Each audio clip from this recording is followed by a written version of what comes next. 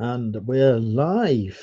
Welcome, folks, to Drinking with Andrew. I'm your host, Andrew, a part-time eBay reseller and a mental health advocate. That won the vote. Anyway, time for the intro.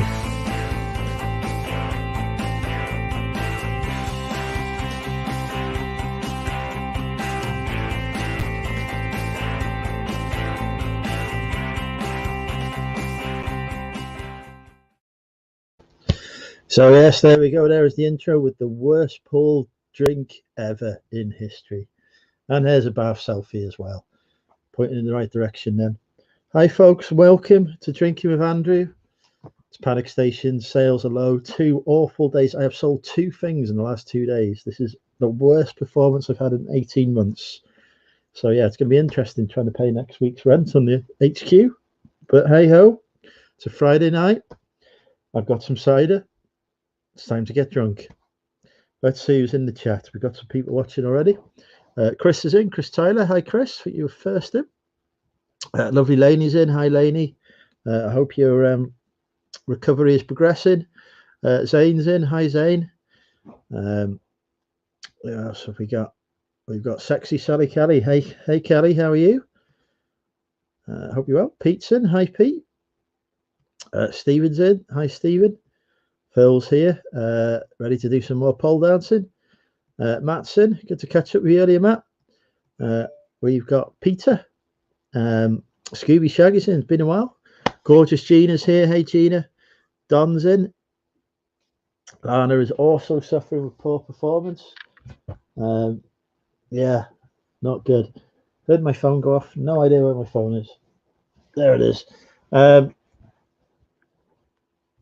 Wasn't even anything interesting. Laney's having a good day. We need the logo back. Bath selfies now. That was my popular request. Steve's in. Hi, Steve. How are you? I hope you're well. Who else have we got? Don't be shy, folks. Feel free to say hello. Ian's in. Hi, Ian. We're going to give 5 more people to say hello before I move forward with the stream. See if we can get 5 more people to say hello, because we've definitely not got everyone said hello yet. We need most of the highlighted commenters said hello. Hello, folks. That's one. Sugar and Archie hit. Hi, Rebecca. That's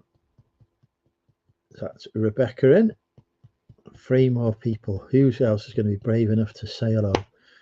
We've just had 3 more people join live, so there's definitely some more people who can say hello. Let's see if we can hit those numbers. Aaron's in. Hi, Aaron. He's just arrived. 2 more people. Come here, Batty boy. Claire's in. Hi, Claire.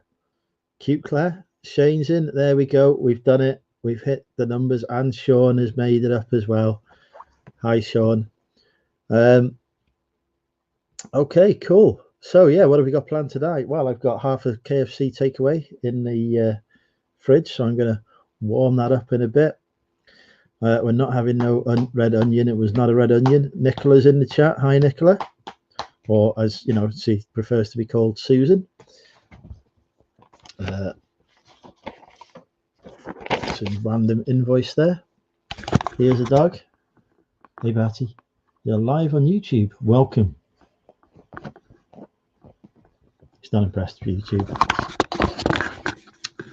So yeah, how are we all? I hope we're all well.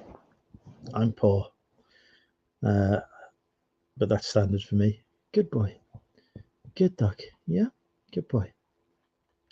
So yeah, right, time to crack open the first can. Tonight's show is sponsored by Thatcher's Haze, named because of the haze that it gives you in the morning. Hi, Terry. Susan wants to come live with me, does she? I'd love for Susan to come live with me. Ashley's in. How does it feel to not be the controversial YouTube? Yeah, I'm not happy that Nick has stolen my crown today with his PayPal story.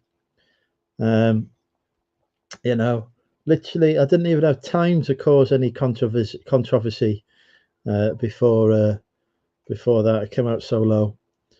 Hey, Neil. Good evening. So, yeah, literally no time at all to cause any controversy. Right, what continents have we got represented here? Who's shout out if you're from Europe. I include the UK in that. Shout out if you're from Australia, and shout out if you're from America. And shout out if you're from a different one of those continents. Let's see, let's get some interaction building.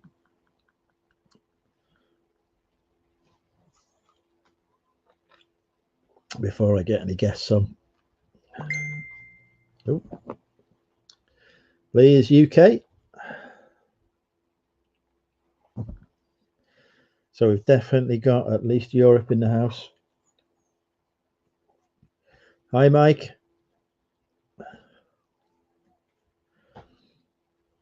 Wow, looks like I'm only broadcasting to one continent so far. Terry's UK as well. This is unusual. UK Wales. Neil's on his own planet. I can't disagree with you there, Neil. Yeah, all right. Let's get a link dropped in the chat and see who is coming live. Scotland. That is its own continent. Phil spent £153,000 today. Mike's from GB. Same place as me. Links in the chat if anyone wants to pop on. Try and keep me awake because I did nod off earlier on the sofa with the dog on top of me. Which is rare. He doesn't normally let me sleep. Ian's over in England. How to keep head clear while selling online and all this social media stuff. Alcohol, same. Basically, get drunk and unleash carnage. That's my technique. And I just learned to ignore stuff mostly. In Turkey, I bet it's hot over in Turkey. I'm not sure I have any Turkish subscribers. Not the first time I had a dog on top of me. No, probably won't be the last time either. Hello, Leanne.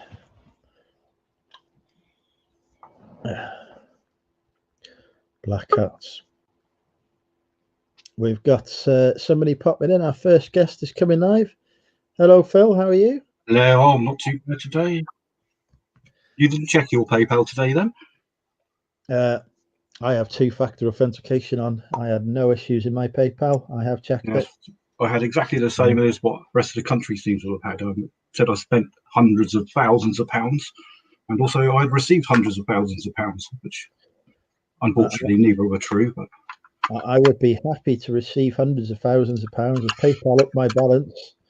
Yeah, the hundreds of thousands of pounds they said I'd received didn't match the hundreds of thousands of pounds they said I spent, unfortunately. So I left that. They send me a few $100,000 and I'll keep it. Oh, Leanne's going to have a shower and think of me while she's in it. Mr. Sprout's popped in. Hey, Mr. Sprout. Right, that's the keyboard repaired. Battery's just died. That works well. How has your day been, Phil? I've been up the post box to pick up my 10p coins, which is very good. And I also looked into the fact whether I can sell them on eBay if I go to managed payments. And no, I can't. So I better be very quick at listing them. Because they'll only give me 14 days notice, won't they? And once that happens, well, they said that they did say that I was going live on the 18th of January. That never happened, so I'm not convinced they're going to the communication regarding when it will go live is any good. Zane's got us on the TV apparently. Hi, Zane's son. I don't know Zane's son. I could have got the projector out, couldn't I? Damn. You could have me on the big screen. It's a very big screen, 300 inches. Well, I'm a very big man. Indeed, you just fit. Hi, Nia. Nia's popped in.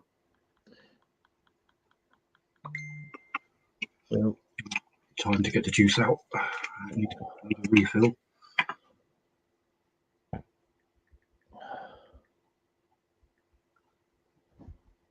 That's better. Aniseed and mint today. This is what you need. Well, I've got some of that, and my don't know. Can you just? I can't see if the phone will pick it up. Here we are, just about there. That was the wine I was drinking last night, which ran out. So there's bags in the way, but there is another box of wine which will be opened very shortly. Fair enough. Don's got me on his 65-inch TV. I've got something else that's 65 inches as well, Don. Apparently, I'm not allowed to swear. Well, that's not going to fucking happen, is it?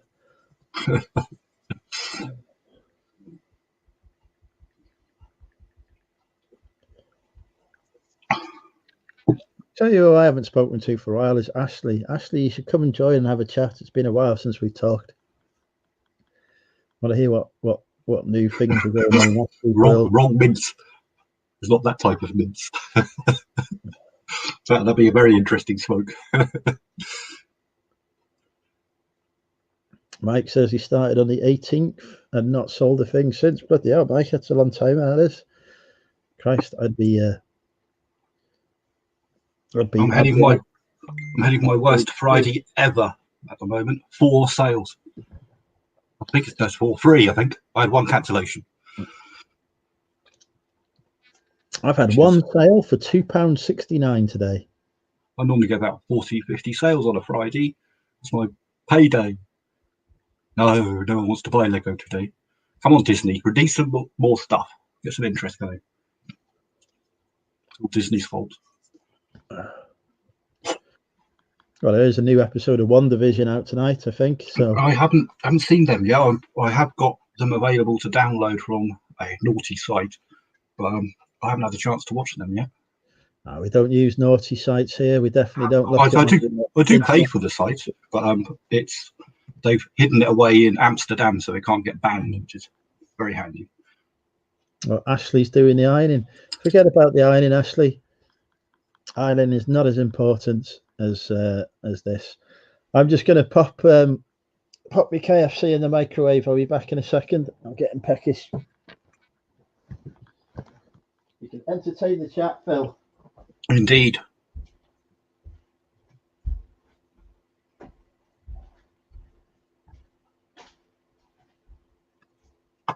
I have a new lighter, although I don't smoke. It's for candles, I think. But don't know how to open it.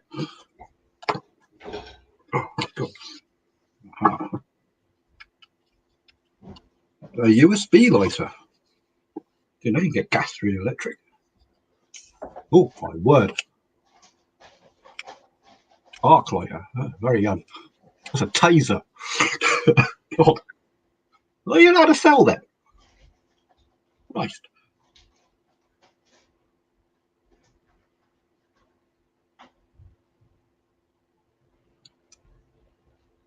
I'm right, that's about 20,000 volts. Right, so like, put that back.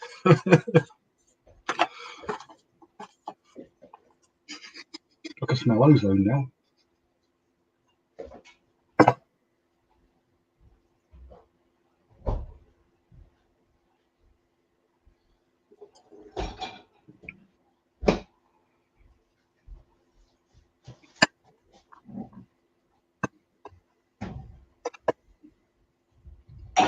This is the coin you want to be looking out for. It's the Y of the 10p, and it's got to be the 2019 one. They're selling like hotcakes on eBay, apparently. I've seen them going minimum £14, maximum 25, which is quite a markup for a 10p. Here we go. Right, what's going on in this chat? Well, I'll try to electrocute everyone with my new lighter. Apparently it doesn't run on gas. It runs on 10,000 volts. Okay. Jesus. Don't put your finger in it. No. Well, I've just inspected it. It runs on the same technology as a taser. I didn't realise they were legal to sell. But nonetheless, if you put the word lighter on it, it's all right. So there you go, folks. Top tips. If you want to buy a taser, get an electric lighter. This is the stuff you can learn on Drinking with Andrew. Indeed, yes. If you want to watch Disney stuff, look up Naughty Sites. Oh, hang on. I better bring out the camera. Where is it? I had the Kew Gardens. I had 12 of them. Unfortunately, I sold them before they went mental. I got £85 a piece for them, but then they went up to 160, which was a bit of a bummer. I lost out several £100 of extra profit, but I still made a good few £100 on the Kew Gardens.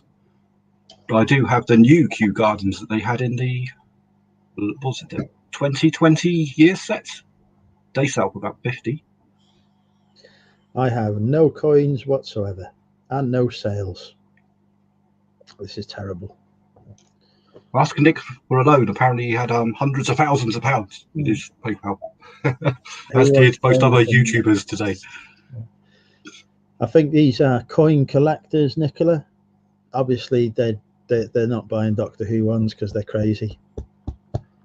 I'm not sure if the Royal Mint done Doctor Who. They've done virtually everything else. They've done Beatrix Potter and Sherlock Holmes and Paddington Bear and David Bowie quite recently. See, they should bring out a Tom Baker set. Yes, they should bring out a Doctor Who set because it's British. Royal Mint is British. The Royal Mail bought out thousands of stamps of that nature, which don't sell for a profit. Don't do stamps. They are bloody. I've got underneath my table 3,000 or 4,000 first day covers. I thought, excellent, I'll be able to sell them loads of money. I'll buy them in at 10, 20p each, sell them for a couple of pounds each. No, I won't. Guess why they were 10 or 20p each? Because that's all they're worth. Yeah. So they're just very expensive note paper. I think somewhere in the backlog I've got a book of stamps, but yeah. They're not worth anything. The album, if you took all the stamps out and put the album for sale on eBay, you'll make quite good money for the album, but not the stamps in it. I used to have a Penny Black. I sold that for £80. It wasn't a very good one. They sell for a lot more than that if they're in excellent condition. Unfortunately, I think I bought it for about 60, so after fees, it wasn't exactly much of a money spinner. Oh my God, I think I've just got a sale. Oh, they will have to buy that one, for God's sake. Someone's bought The Mandalorian. Excellent. So that's another £3. Ooh, rich. Coining it in. Yes, wow.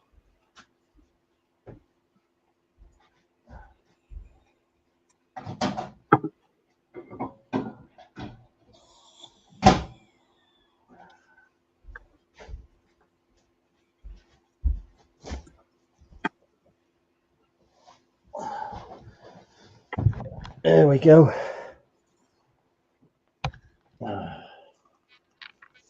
Well, here comes the 10-ton of salt, just in case. There's no slugs on it. It's all right. A minor bit of salt. I wonder where Bobby is. At the Chippy, or the Subway, or the jacket shop.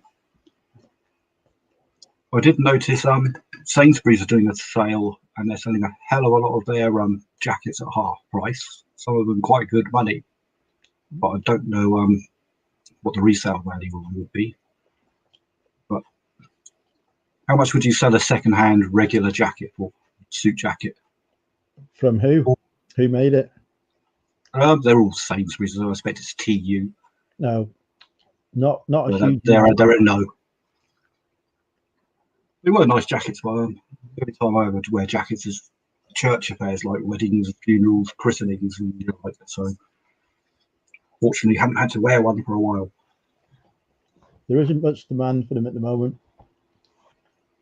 All the business people are working from home, aren't they? So yeah.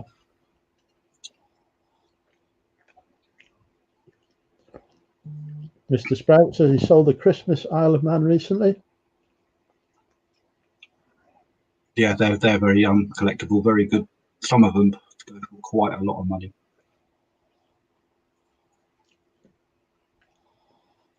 £20. Yeah, so I mean that's, if you look at it, it's technically worth 50p. That's 40 times markup, isn't it? Depending on how it was sourced. It is very good when you find them in your change.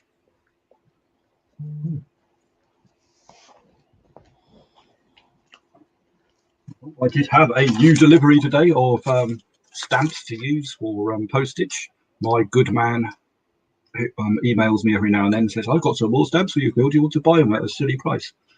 Yes, please. All of them, please. I'll give you something to do tomorrow. Sort through stamps. Lovely. Oh, and I purchased another laser. God. It's plug it into the USB and it's programmable, and it draws pretty patterns on the floor for your pussycat to chase after. So I thought, yes, that would be nice.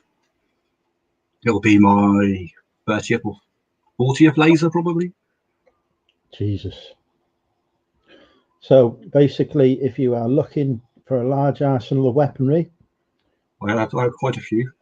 I even have some bayonets from World War One. They are lovely pieces. bloody hell. They stay under my pillow. Very rough area. You get frowned on if you put them on your belt and take them outside these days. Yep. We've got a beautiful lady joining us. Hi, Lainey. How are you? Hello. How are you? Hello, Lainey. How's it going? Lainey, have you met Phil before? Yeah. Phil's been on my channel. Oh, there you go. Yes, I believe I have, haven't I? Yeah, one Saturday. Get around now. Yeah, I think so. I can't. I was more likely I was drunk. Was I? I normally am. I'm normally in the chat watching what people like to throw into your bin. Oh, the banished bin, yeah. I do enjoy that. Even if they do put Star Wars in it. Well, I make a living on Star Wars. who put Star Wars in the back bin? Lex. Oh, say no more. Unbelievable. And nobody saved it. I forgot what it was. I tried to. I think I was in the hotel room. Well, yeah, somebody tried to save it, but I forgot what it was up against now. I can't remember. It's all good fun though. It's a good laugh. I'm going to throw in the banish bin people who throw Star Wars in the banish bin. Yeah, it's a good idea. Fantastic bit of marketing that was. That Lucas bloke had his head screwed on. Now, he's a very rich man. Well, he was very clever. No one wanted to buy his films or anything like this to start with, and he said, "I'll tell you what, I don't want anything from the revenue of the box office, but if you sign over to me all the merchandising rights, I'll be happy." He said, "Yeah, go for it." So they gave him all the merchandising rights, and of course, how many Lego toys and Star Wars toys and anything with Star Wars written on it is sold in the last 40 or 50 years? Quite a bit. Quite a few billion. Just Chris is asking who's doing the banish bin next week. It is Carla Jenkins. Yes. We haven't got very many more films that can go in the banish bin now, have we? I think most of them have been block put in there. Has Star Trek gone in yet? Better not. No. Oh, thank God for that. Not yet. Probably will this week. This time. But it's all good fun. If anyone else wants to do it, just give us a shout. I'll stick you on the list. It's I think I've got about 8 people on it, so might be a couple of months yet. But I believe you're on the list, aren't you, Andrew? I look forward to my April appearance. Yes. April. It might be better in the world by then. No, it won't. It won't. Oh, thank you, Mr. Sprout. It was good fun. I'm optimistically looking at next Easter. Maybe it'll be all finished by then. Yeah, or maybe it's just going to be with us forever. Yes, I think it's more than likely going to be a lurker. Good evening, Damien. Good evening, Bobby. Good evening, Dave. Good evening, everyone else I've missed. No, we cannot put DWA in the bin. If you want to have a go, Steve, and come on, and you want to put it in the bin, you can have a go. See if the people agree. Hi, Mel. There have been no votes for DWA. Has it snowed up your way, Lainey? Good morning, not really. Isn't it due? It's due to, isn't it? Tomorrow night, Sunday, it's supposed to come down heavy on certain parts of the country. Half a metre, I hear. I thought, blimey. I've got to drive to. I've got to drive to Guildford. Well, that's all right. From tomorrow, and then, but we sometimes skip it because we're kind of just tucked in on the coast there. So Durham gets snow, Newcastle gets snow, but we tend to miss it for some reason. Local geography. You're in a safe spot. Yeah, I think we must be, which is good. Same as Southampton. We're very south.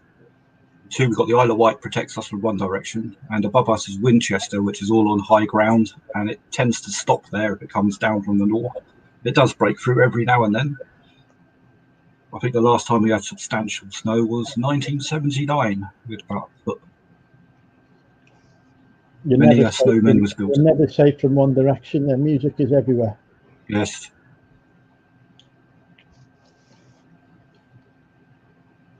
Is it safe to eat KFC 2 days later? It has been fully nuked.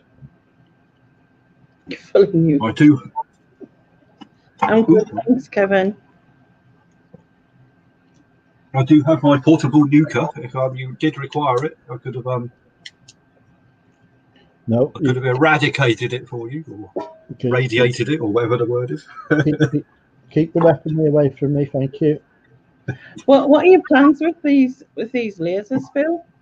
Originally, I was going to do a lot of YouTube videos with them and stuff, and I'm also quite fascinated in that sort of stuff. Yeah.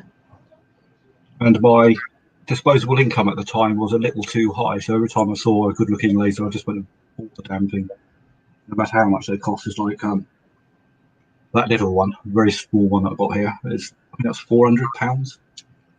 Yeah. I wouldn't today dare spend that sort of money on a laser. That's madness. That's the fact you can't really use them anywhere. If I took mine outside, I'd get arrested. So I hear they're very good for shooting down planes. Oh, apparently, yes. Well, this one will burn the wing off, but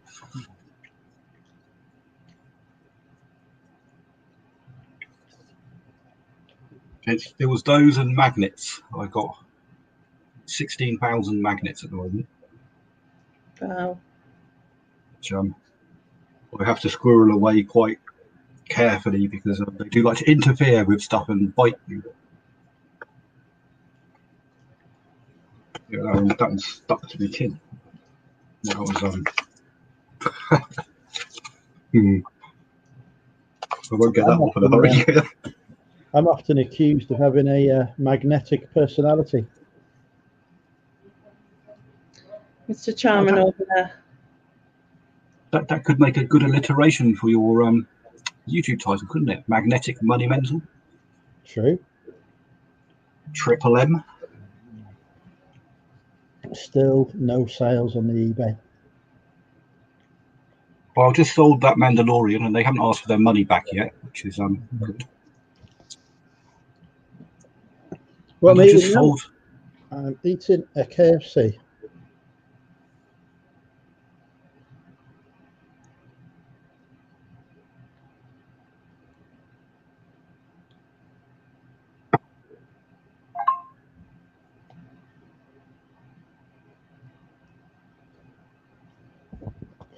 It is indeed. Finger looking good.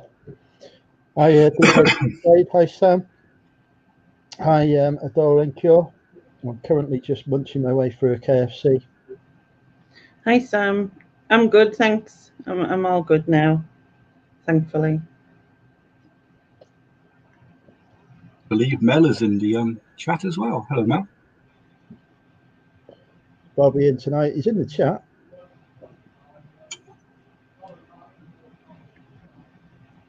Hi Dave. Tea Cakes is in.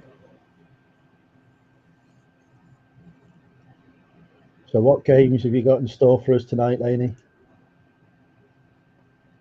Have you played Jackbox TV? No. Could have a go at that. It's good. I can share my screen by sending it to you, Connor. Yeah. Yep.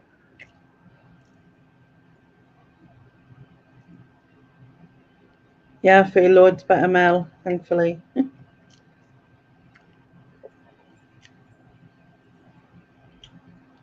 Yes, no more catching COVID. No, I've had it twice. That's enough. There's only another 3,998 variants to go, apparently. Oh, might be here a while. Just happens that the weather's going to be crap the next week or so because I haven't been out for 2 weeks, which has been a nightmare. But yeah, I'm not going to go anywhere too far.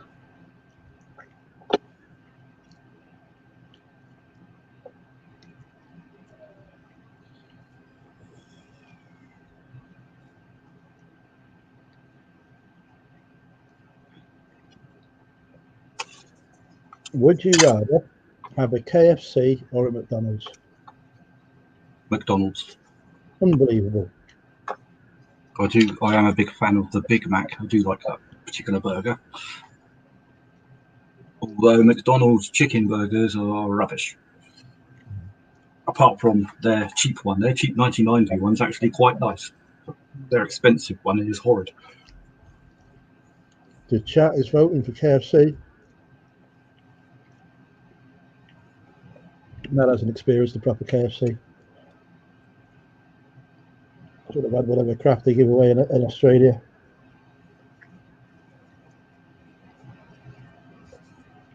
When you come to the UK now, I will take you to KFC.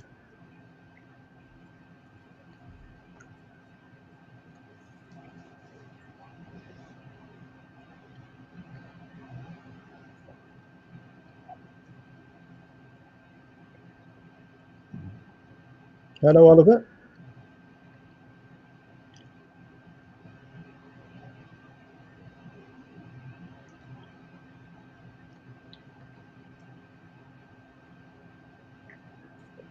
Anyone picked up any stuff this week? I've done 2 whole videos this week, Mr. Sprout. 2. I'm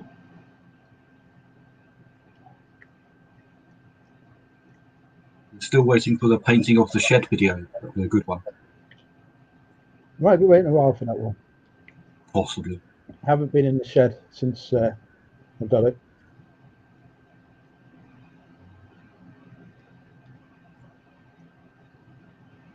How's your office going, Empire?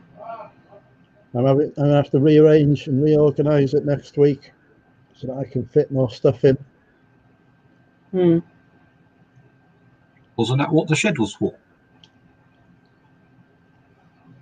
I ordered the shed before I got the office. That shed was ordered in like nearly a year ago. Fast dispatch then. No wood from China. Oh, they had to grow it. Oh.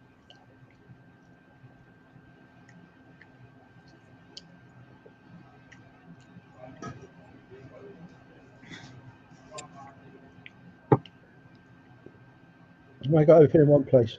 Pretty much, Sam, yeah. I've got a couple of things here that have turned up this week. I've still got a fair bit of stuff to sort through, but yeah, pretty much.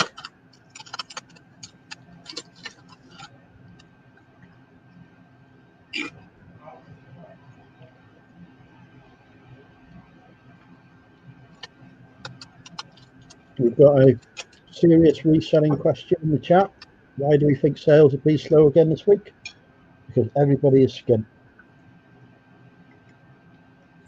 The credit card bills have just hit their doormats. Yep. All the Christmas spending's got to be paid for.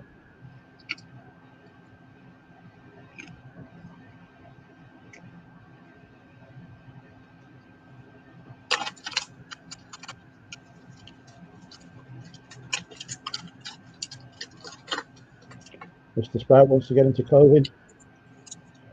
Sam Sells stuff has popped in. Hi, Sam.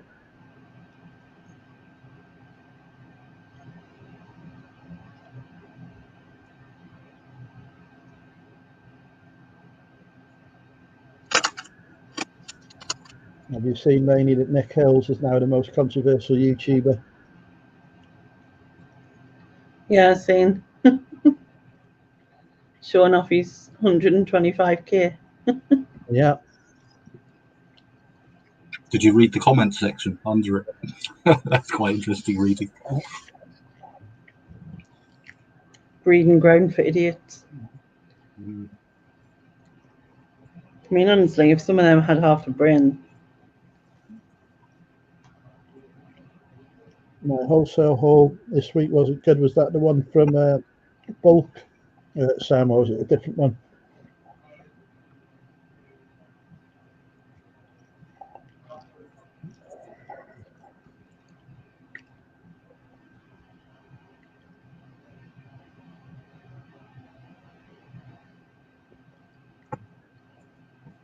Well, the cat's going then, so I might have to sort the cat out. Vintage Fever. I've not tried them. What are we drinking? I'm drinking cider. Or will be for the Crispy KFC. I'm drinking water. Not good.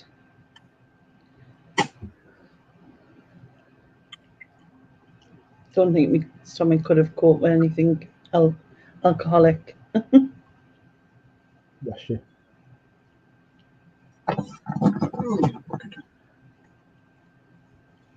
Oh, the pussycat has come to say hello. Oh. That's Asuka. What you call? Asuka. It's a character name from Star Wars. Oh, that's probably why I didn't know that. It's got some very, very stripy hair pieces. Nope. Oh, for God's sake. I can go up people, you know. I just came on to say hello to the cat. Oh. I thought you came on to flirt with me. No, definitely not. One day you will. It might have been better to leave the nuts bit out of that, Susan, because you know how someone might twist it. Oh, that's beautiful. Not as beautiful as you, Nicola.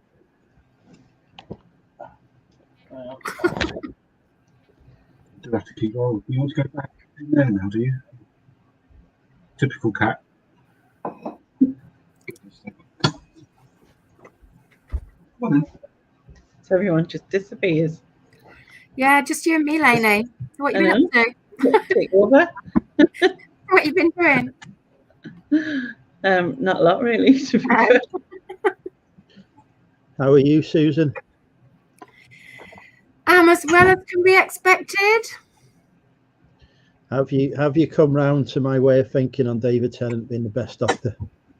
David Tennant is a great doctor, but he's not the best. He's better than He's not even top 3. What do you mean not even top 3? Who's your top 3 then? Matt Smith, Christopher Eccleston, and Peter Davison. Tom Baker. Not even Tom Baker. I can see that. No, just not a fan. I mean, he's good. Don't get me wrong, he's good, but he's not as good as the other 3. We all have our own personal opinions, and those are mine. Yeah, those are the wrong ones. That's fine. They're the right ones in my view, and I'm always right. No, I'm guessing Andrew's changed your title name. Oh, for fuck's sake.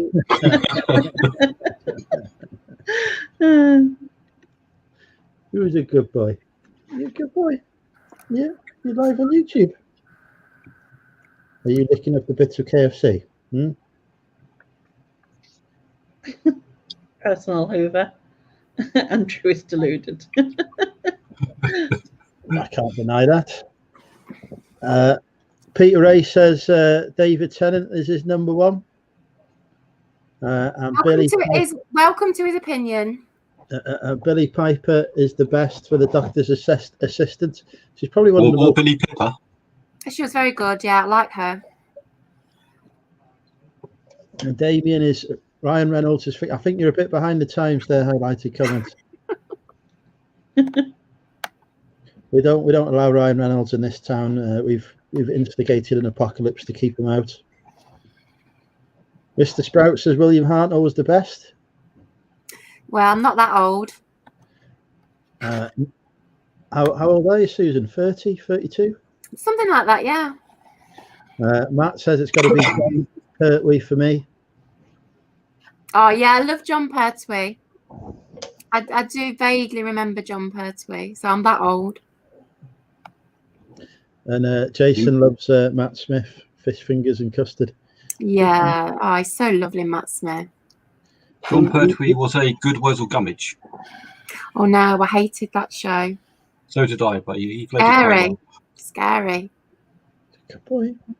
Yeah, especially when they took off their heads. It was good.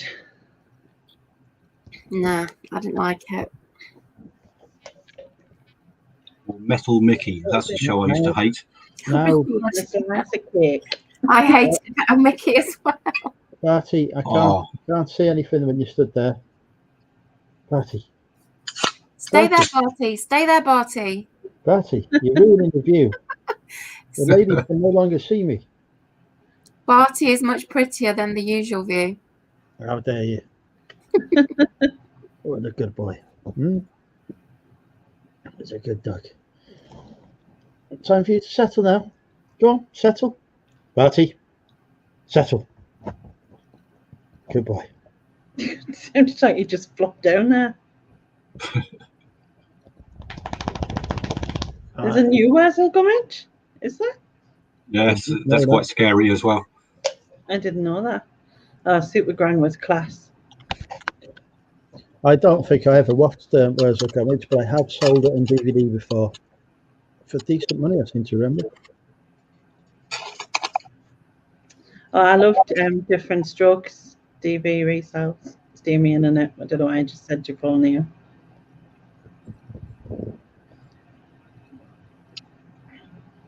The other one I hated was Fraggle Rock. I love Fraggle Rock.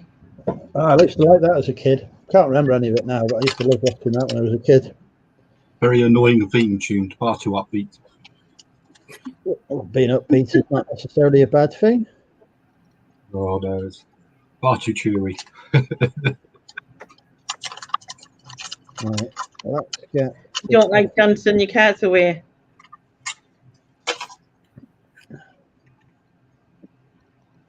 Phil.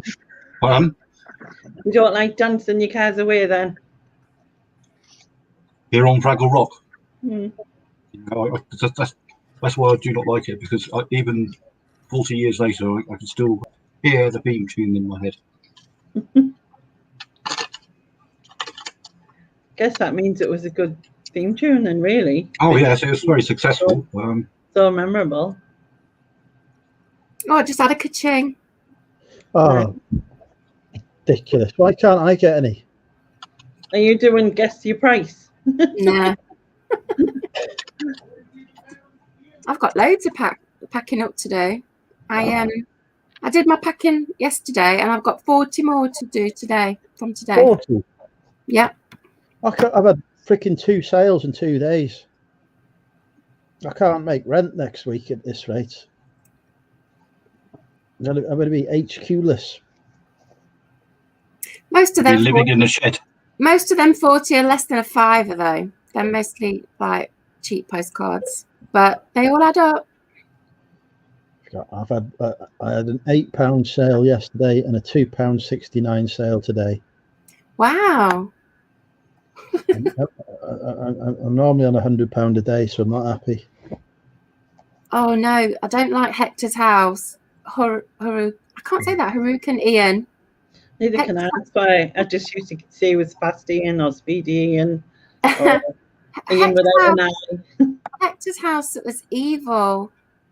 That nasty dog. Horrible. You're probably too young to remember. Hey, I've just had another ka-ching.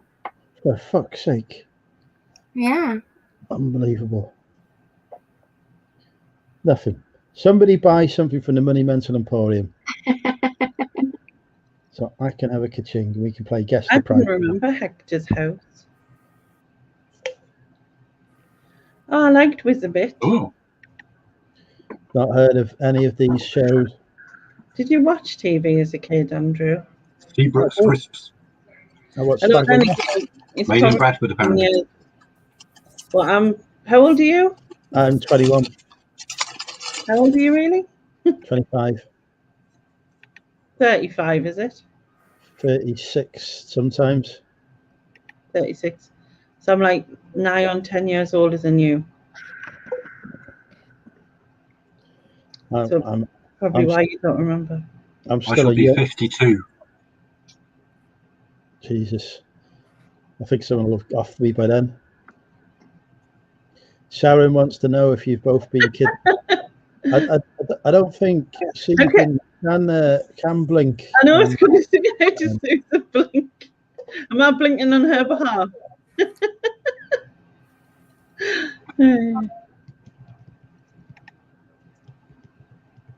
That was funny. Sharon, come on here as well. Safety in numbers. End of my markdown sale. I always get loads of sales on my markdown. They normally give me a massive boost. So do I. Whenever I put out offers, I think I put out 80 offers this week. 2 people buy me. And now it's Friday night and I got no offers. I can't even send anything to them. They should have 2 Christmases a year. That would boost sales.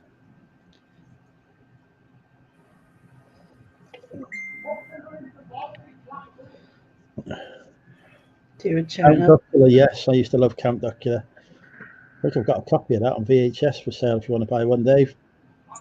Top tip. Blue Peter or Magpie? I hated Magpie. Magpie was awful.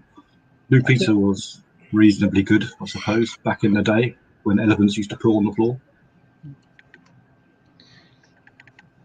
Mr. Ben, who used to change, didn't he, into different... Yes, I used to like Mr. Ben. Yeah.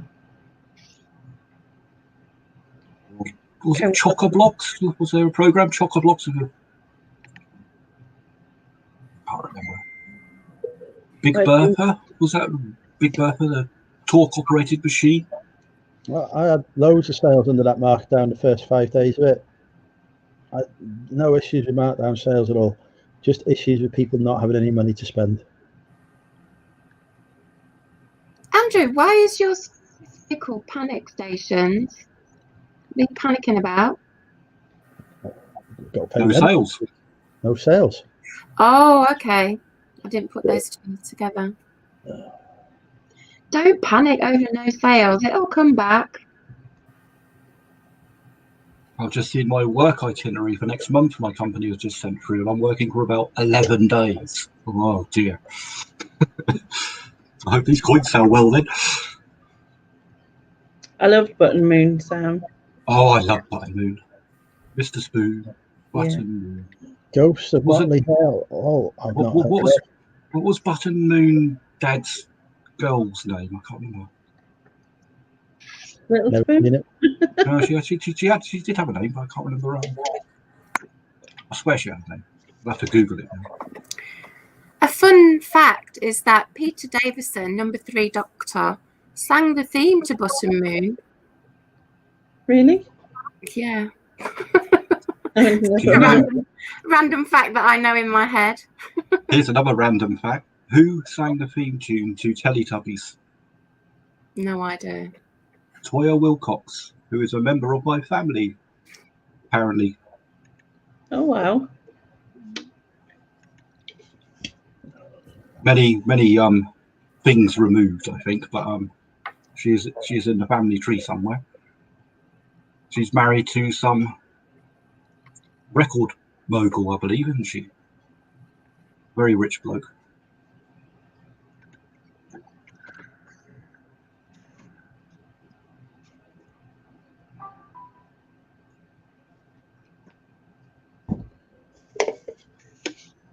Right, so what's this Jackbox thing then, Lainey? Basically it's various games, and you can, well, obviously we can play, and then the chat can join in as well. There's like spaces left, so you have to be quick to join on. You need another device to play off, so like whatever. Yeah. I'll show you it first. And Go on, there, 1 second. Right, I'll bring it up.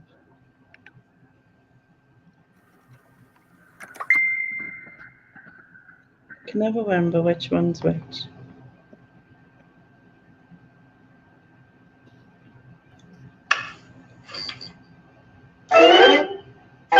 Ooh.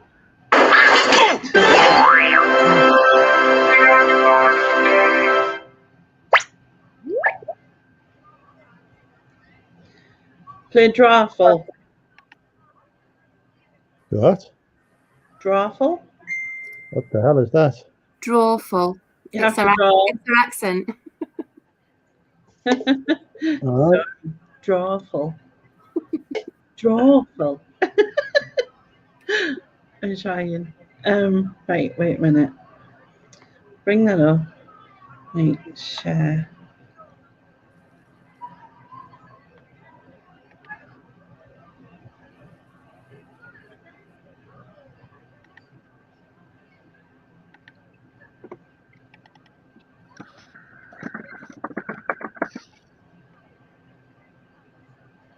Is it like?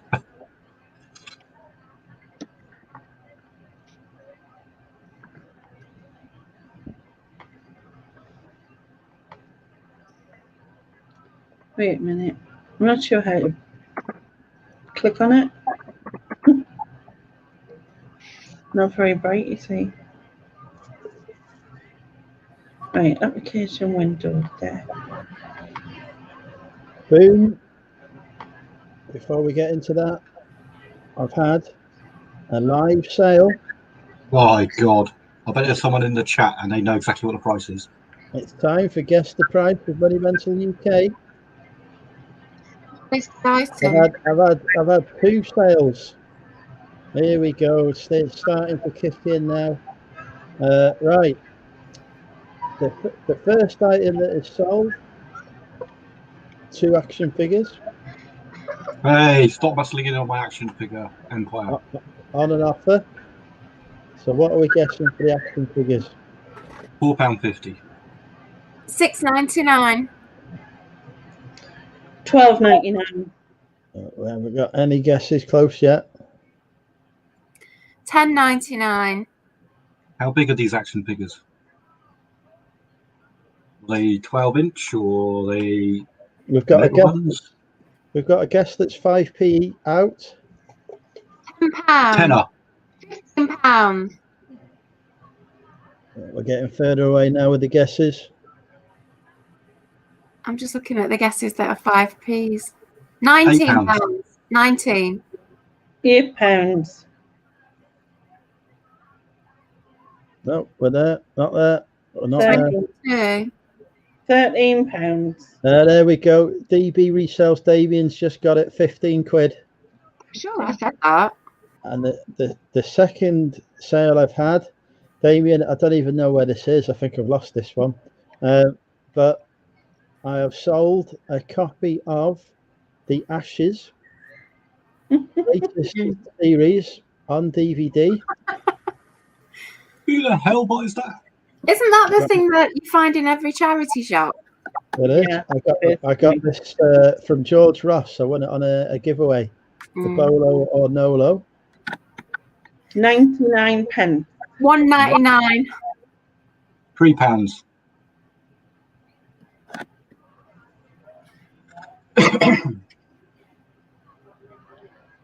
£2.99.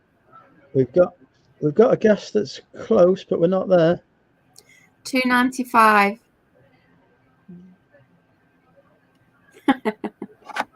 £6.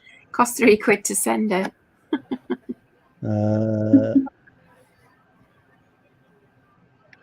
Has anyone got it? No, nobody's got it yet. Still not there. Nobody's come close yet. How much has I bought it? It's on a 10% off sale as well. £5.40. 24 pence. 74 pence. Is the closest guess. We're 24 pence short now. I thought you meant 24 pence was the actual sale price. Christ, no. That's a bit expensive for a cricket DVD. Still nobody's got it. It's more than I'd give for it. We'll ignore one of the answers that's in the chat because it's from somebody who knows how much it was. Was it £125,000? And Nick bought it. It was not, unfortunately. I would happily sell it for that. I've got an autograph copy that Nick autographed somewhere as well. £4.50. Close, but not quite there. £4.49 because Damien bought it. I guess. It is indeed £4.49, and I've just sold another item, and I've literally sold it for like a loss just because I need to get like money in. So what have I sold my next item for?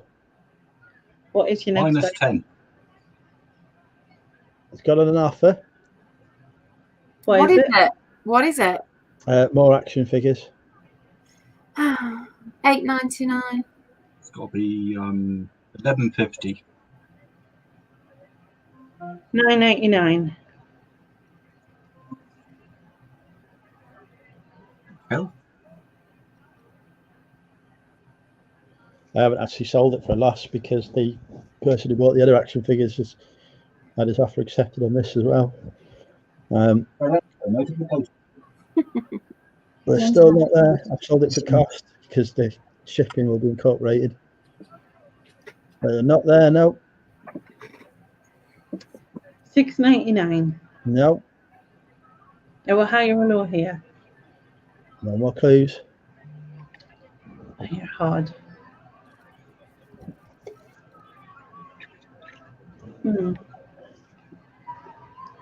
would it buy a KFC dinner? It would fund the KFC dinner. It wouldn't fund the bargain bucket. £8.49. £12.95. Nope. We've not even got any close guesses. Closest guess so far is £1.05 out.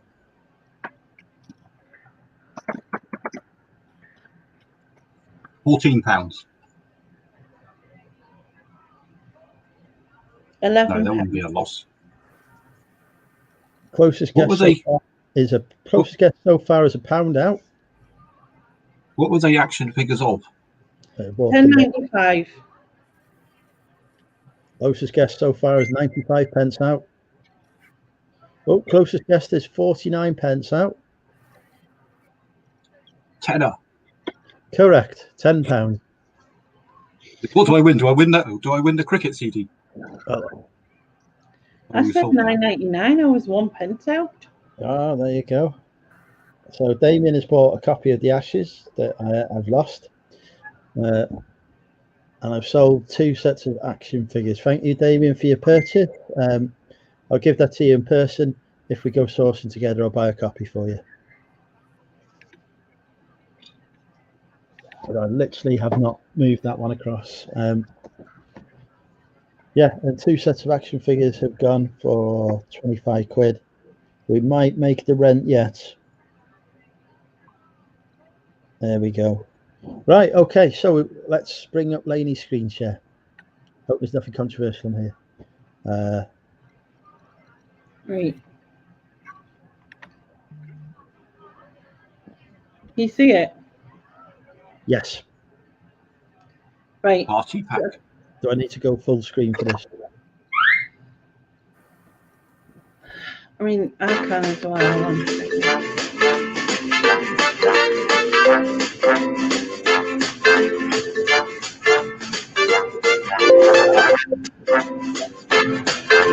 So, right, you have to have Jackbox TV ready. So bring up I can hear myself back. Bring up a page on your phone. Just type Jackbox TV into Google. Right, hang on. And then it'll ask you for a room code in your name. So put your name in. And then as soon as I click this, type the room code in, because anyone in the chat can also play along by typing the room code in, so you've got to be quick. Right, what's the room code? Right, I'll press play now, and you'll see it come up. I don't want to shout it out, because it... can you say? Nope. TUBO. TUBO. Yeah.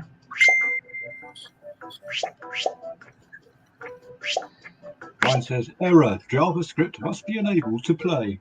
I thought they got rid of JavaScript now. Jesus.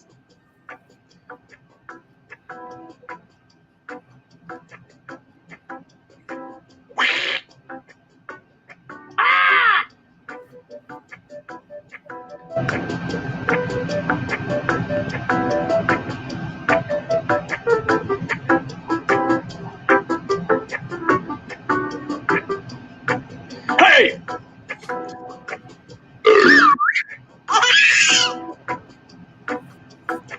Barty's sort of whoever Barty is. I'm guessing you're Matt Smith, Susan. 3, 2, 1. No, I didn't. I was being trolled in a private chat, and I can never convince some people to come over to my house. It's go time. I missed out. Okay, I'm sending a title to each of your devices. Something unusual, like Mohawk or Quilting Bee. Draw a picture on your device that would have that title, and when you're done, hit send. And you'll get points for each player that can correctly guess your title. So, just try your best. Achoo!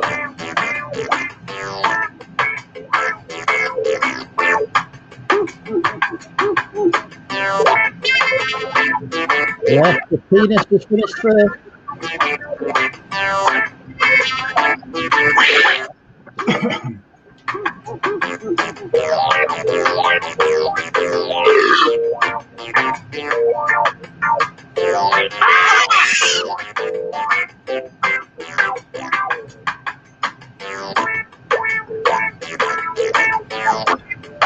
Who is playing there?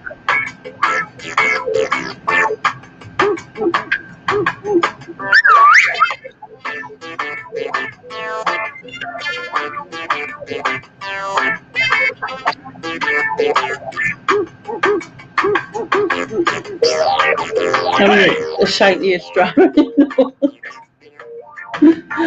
Oh my gosh.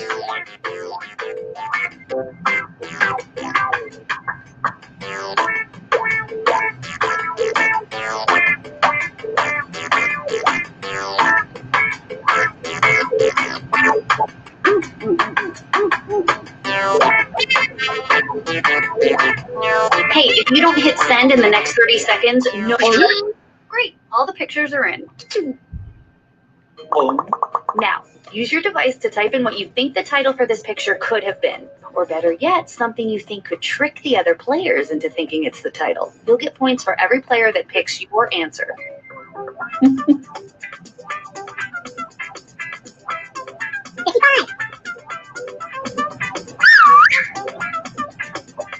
Two. Ah! 45.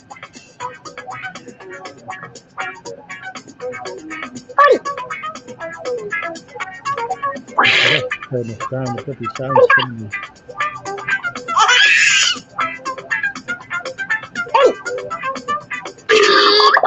Here are your choices. Now pick the title you think really inspired this drawing.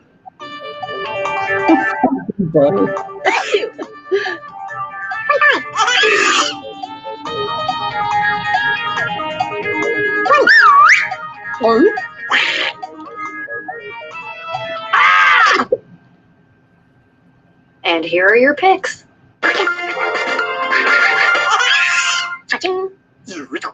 Well done, whoever Dreamboat is.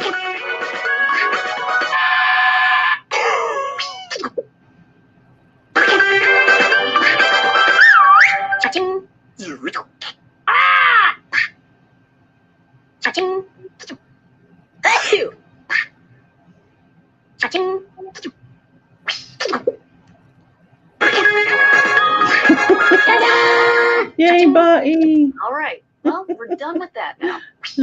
I'm sorry, I'm really bad at drawing, but like, I don't know how you draw a baritone. That your drawing, Lainey? Yeah, It's really good. it's good for me, isn't it? To be fair. I'm 4th. I wanted to be number 1. Let's take a look at our next piece of art. Type in your titles now. What? The fuck is that?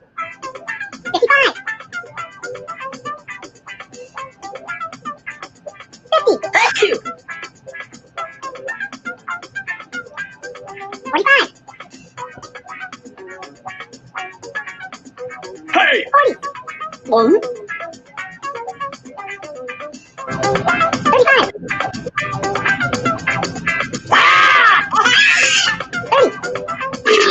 And here are your choices.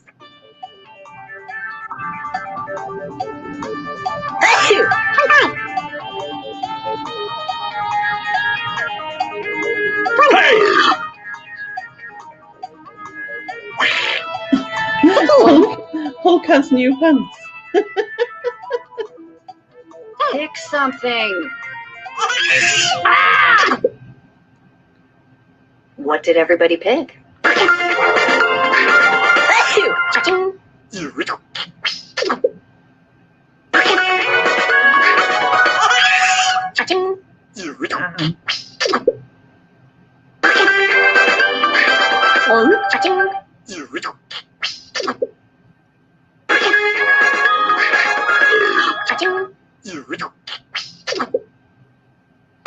Oh, plain pants.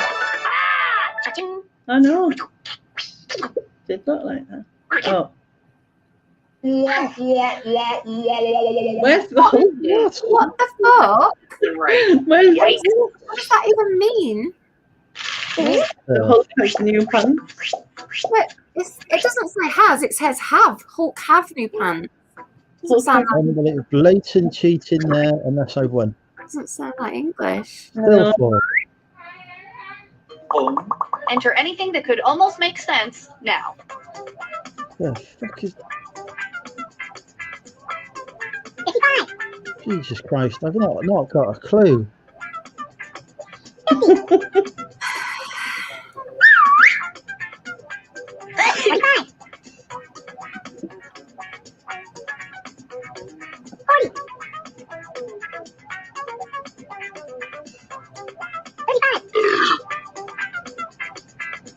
Hey!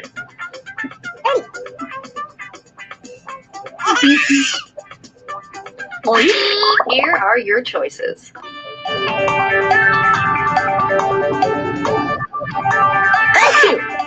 Hey!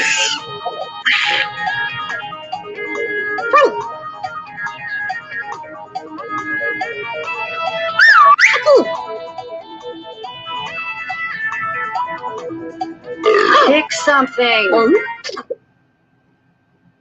All right. Who picked what? Hey!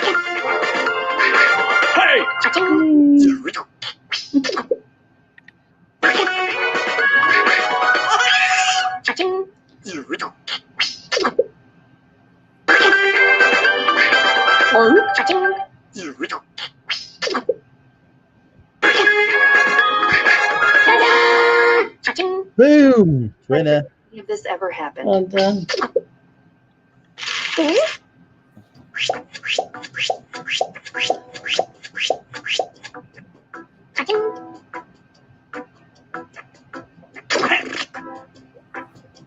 Yes, they've moved up to third.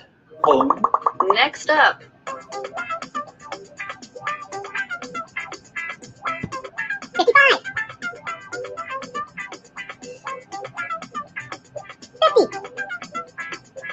Hey!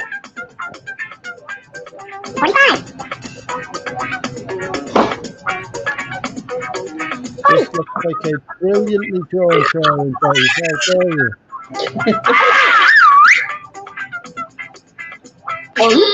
Okay, here are your choices.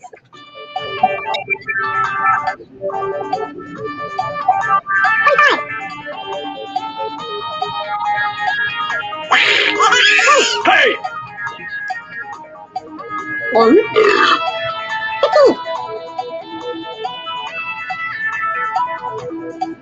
Pick something.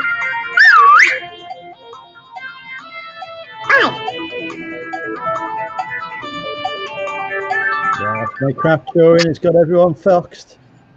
Here's everybody's picks. Damn.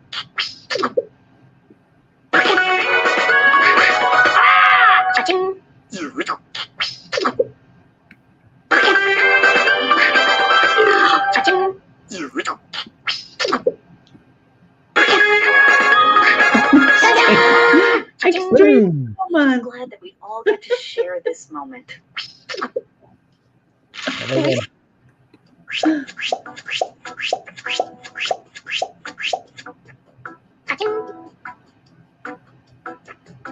1,000 points for MMUK. He moves up the leaderboard. And this one. Oh, Jesus Christ. Is that the Rock, Lonely? No. That's too long. Oh, is it Jason Momoa then? No, his body's too big.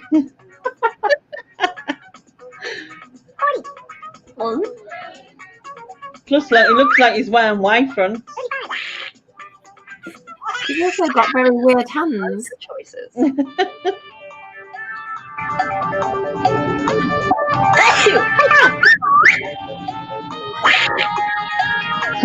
Andrew in the shower. That's what I was laughing at. That's definitely. Somebody's got a very skewed idea of what Andrew looks like in the shower. All right. He definitely skipped leg, dear.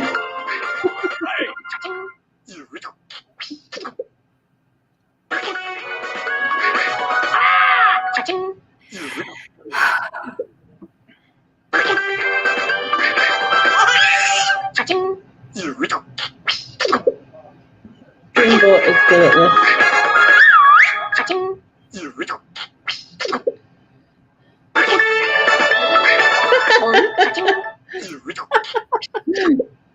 I don't think that's a black box category. Freaking Fabio. Fabio? Who the fuck is Who's Fabio? Fabio? I've got to play some Never heard of him. bloke. What's the other game called? Quib. Why do I want to call it Quidditch? Quiplash. Quiplash. I'll have to play that after this one because I think that's more fun. Type in a convincing title now. The fuck is that? Wow, KP is a brand of nuts. You love nuts, don't you? Hey!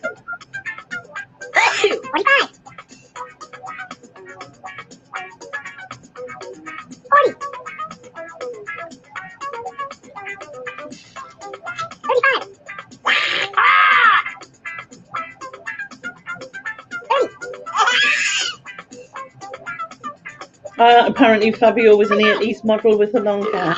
I've just looked him up and he looks familiar. And here are your choices. I thought I recognised the name, but wouldn't have had a clue.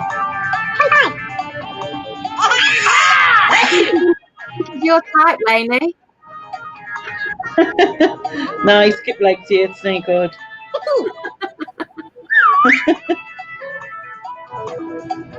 Pick something. Wears a lot of mush denim. Hey!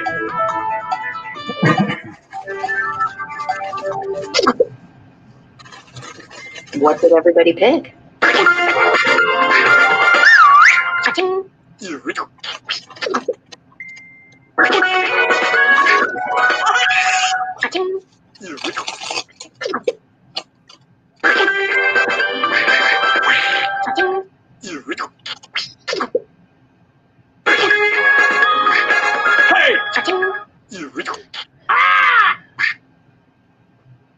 Oh, me and IKS went with it. Oh, we all went with the same one.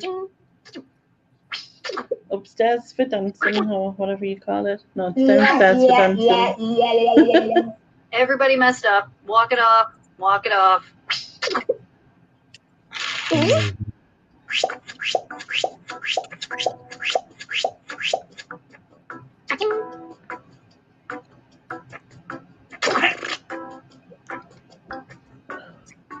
We're slipping well down the rankings now. Enter your titles now. What the fuck is that? Jesus Christ. Hey!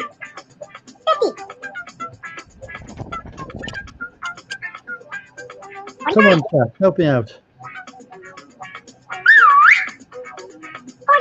Oh, Fabio was the guy they put on romance novel covers. What, like Mills and Boone?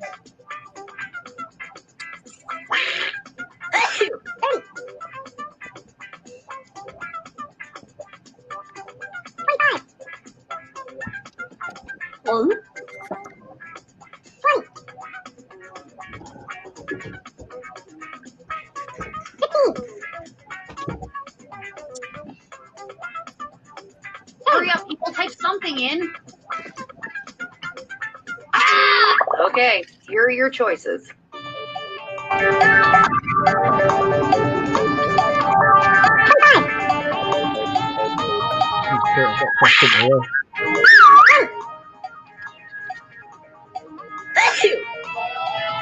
Hey! Pick something. And here are your picks. Hey! Thanks, Sally.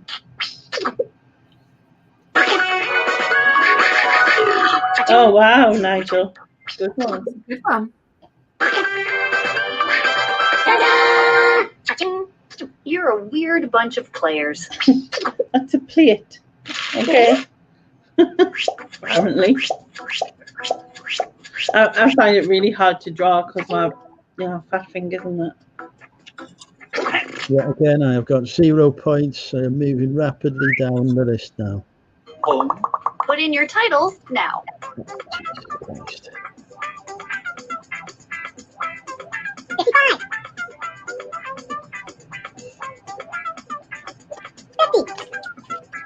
Hey!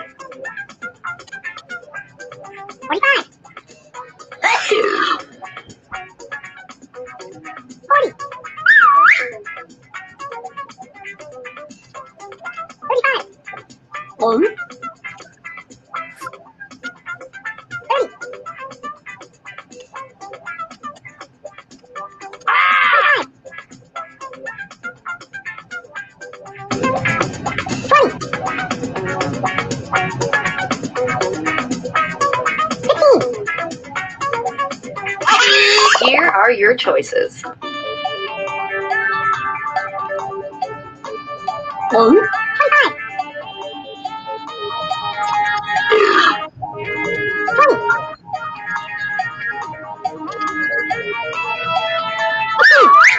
Hey!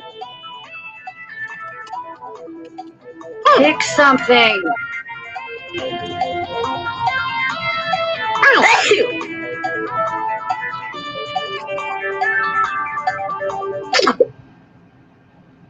All right, who picked what? Hey!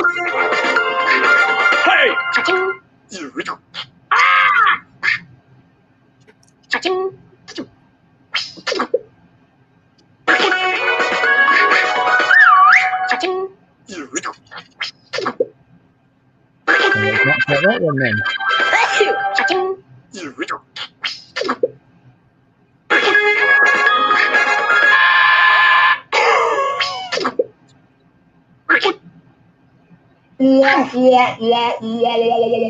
No correct guesses. Ooh, that hurts. Don't know what it's saying. I can't win it. Oh. Hey! Well done, Nigel.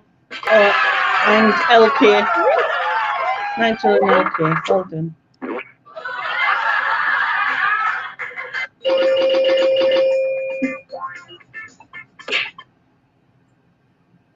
Right, never again am I doing that bloody drawing game. You like the next one better, I think. I'll bring the other one up. I just have to remember which one it's on.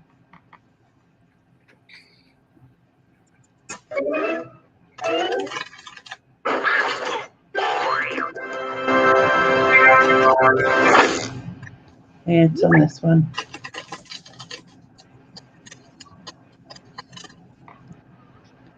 Right. The fuck is this? Hang on.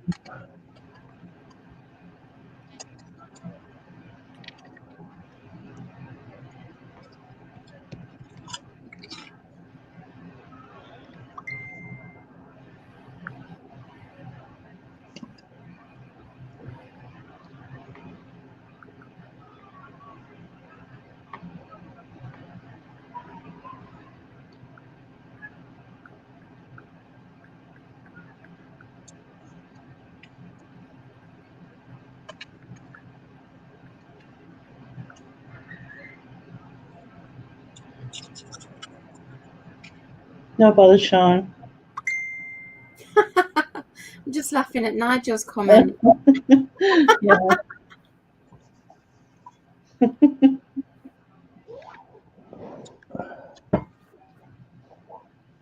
Hi, Richard.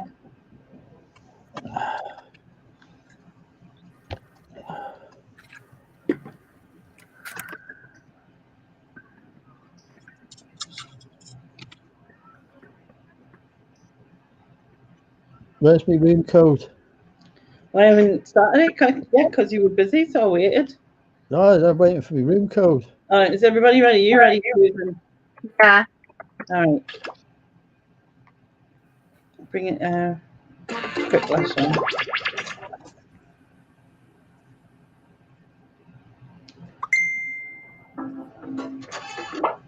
Can you see it? Yeah. Yep. If you're in the chat and you want to join, then you'll have to be quick. Otherwise, you can also join the audience on this one and vote if you don't make it into the game itself. Right. This one's funnier. It's about the funniest answer, basically. Normally ends up crude, so this will be right up your street, Andrew. Oh, I'm going to win this one, hands down. Hi, I'm Schmitty. That's spelled S-C-H, Mitty. Our whole lives have been leading up to this moment. Don't ruin it. And remember, any of the players can join the audience at any time by entering the room code. Audience members' votes count. Time for round one. You'll see 2 prompts on your device. Answer them any way you want. Each answer will go up against someone else's answer, and everyone will vote on which they like most. It's simple. You get points based on the percentage of people who like your answer, and a bonus if you get more votes than your opponent. Go!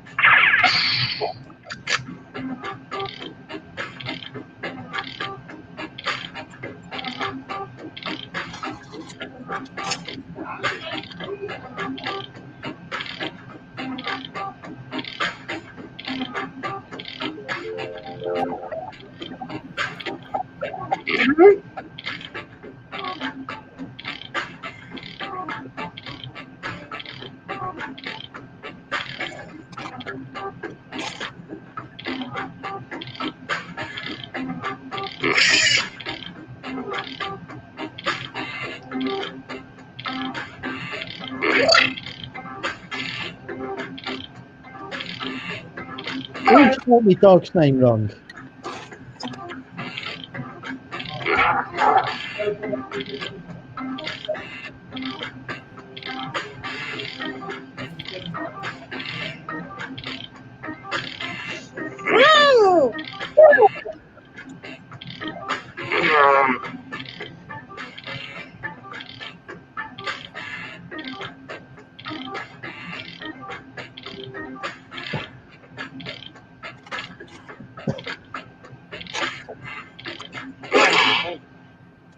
Okay, here we go.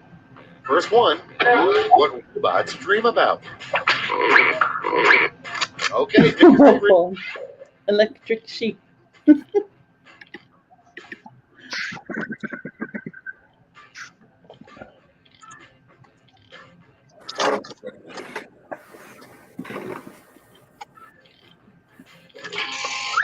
Someone should have put the microwave, whatever you call it. The microwave. I guess nobody's heard of that book. I have. Philip K. Dick wrote it. Oh no, it's Blade Runner, isn't it? My hated film. Write in your email signature line. Vote on your devices. The creepy thing to write in your email signature line.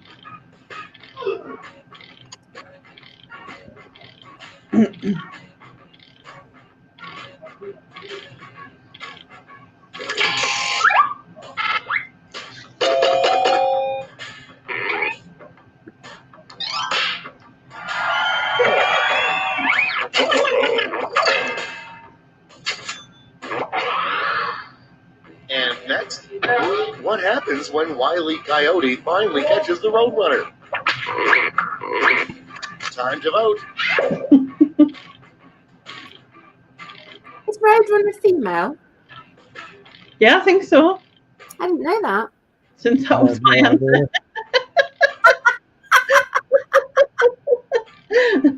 You see, you convinced me then, Lainey, until you said that. I believed you. Someone check. Winner! Girl. Well done, Andrew. Next up, the absolute best place to hide your house key. It's voting time.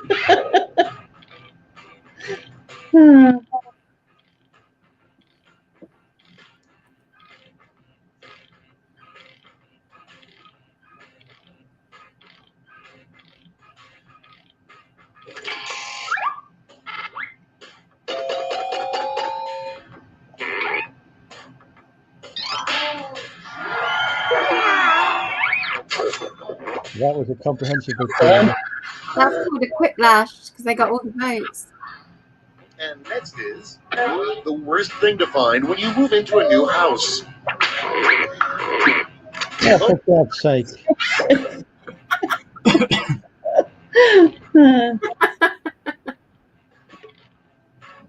It's clearly not me.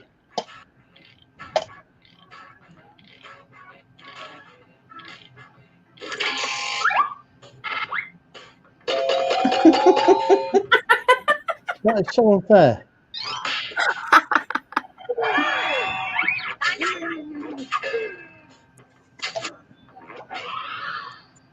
Coming up next, the futuristic invention you can't wait to see exist.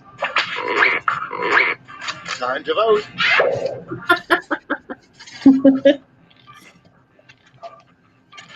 I think I know who wrote one of those answers. I might be wrong, but I've got an idea. You also could be right. I was correct. Ooh, split down the middle.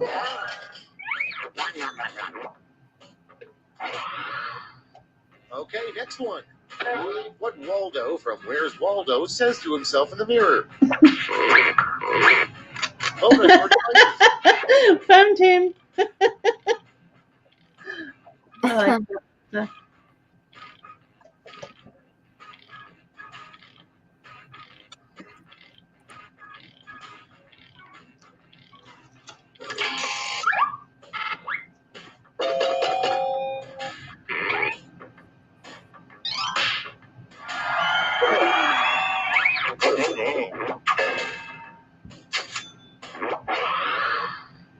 Next one.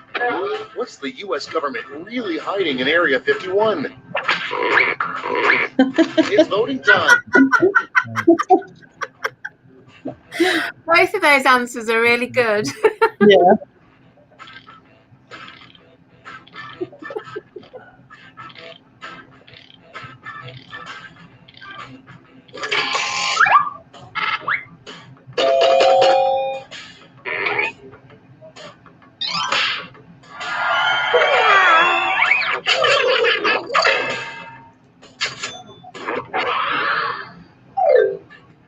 round one is in the books. Let's see the scores. I've just had a trail as well. Okay.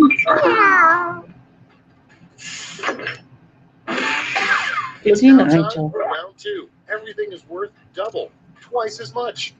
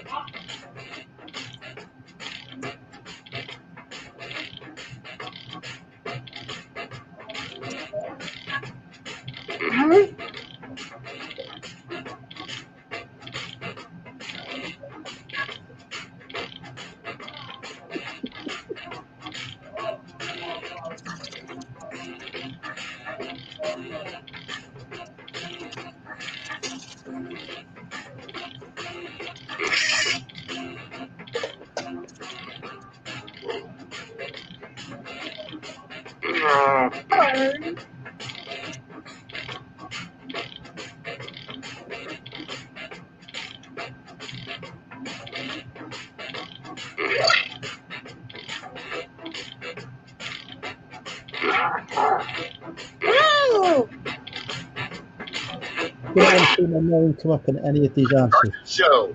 Our first What did you say? is a bad title for a self-help book. Okay, everyone, vote for your favorite.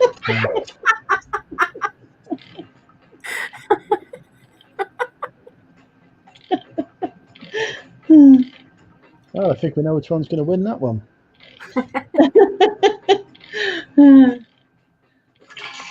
Write things about yourself, Andrew, and you'll win.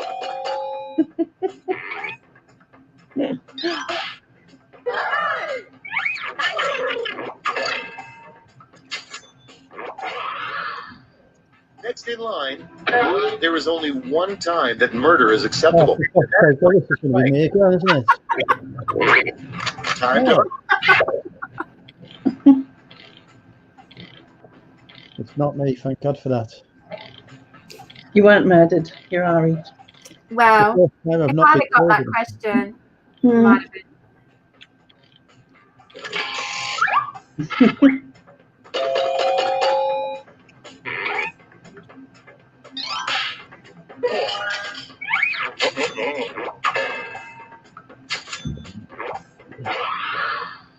Next up, something you rarely see used as a car decoration.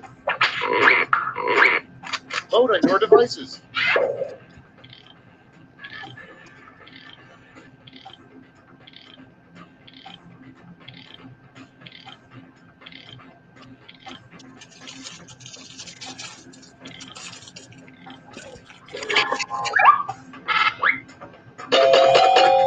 Oh, for fuck, how can I have lost?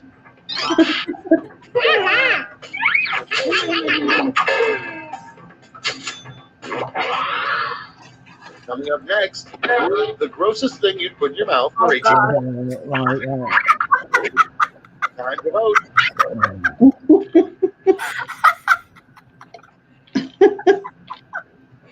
That tissue under Andrew's sofa.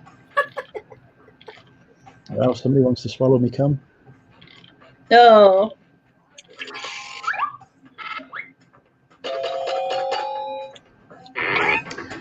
Thanks, Kirsten. The key to winning this game is to mention Andrew in your answer. Yeah. It seems like it. And next is the worst slogan for an erectile dysfunction pill.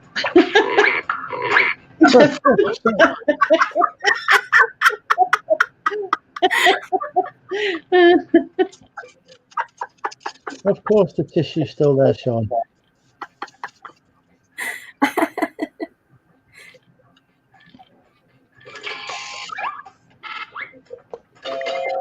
Lucky Nicola.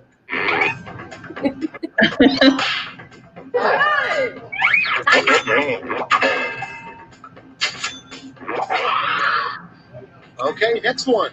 A street name you never see. Vote on your devices.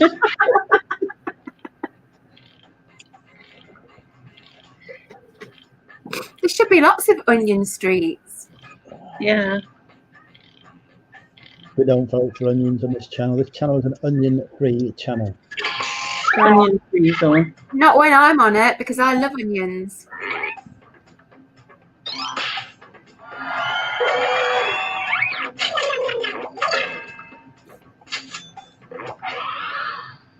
And next, something a talking doll probably should not say when you pull the string.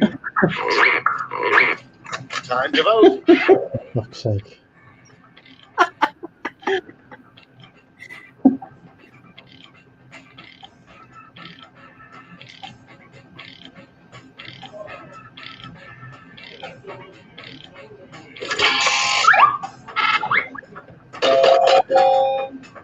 Oh, done. And that's how it's done, folks.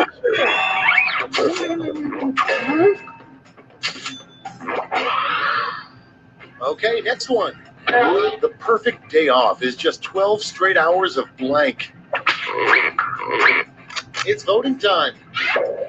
There's definitely only one correct answer there, folks. Definitely only one correct answer. In fact, actually, both of them are me. So everyone you pick is a vote for me.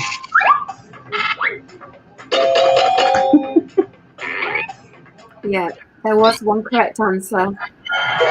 That was a close one thing. No, definitely not. Round 2 is now complete. Let's see who completed it well.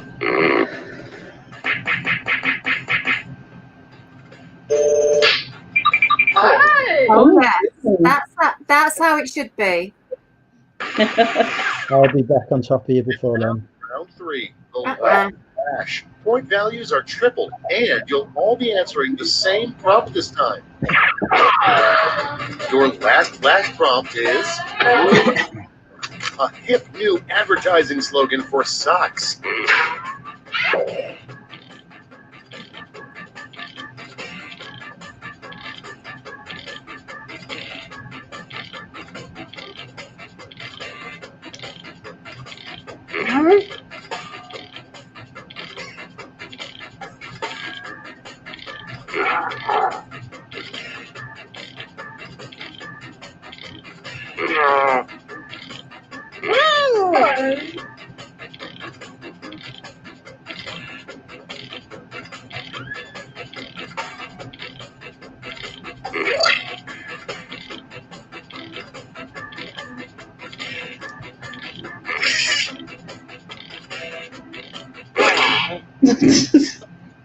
Wow, you cut that fine, Lainey. Okay, in round 3, you get to award 3 votes. You can give them all to one answer or spread them out.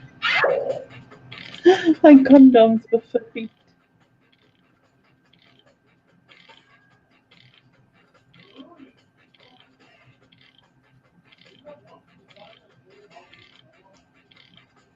And you get three votes, and you can choose like the same answer if you want, or you can choose 3 different answers, whichever. Although the chat only gets 1 vote, but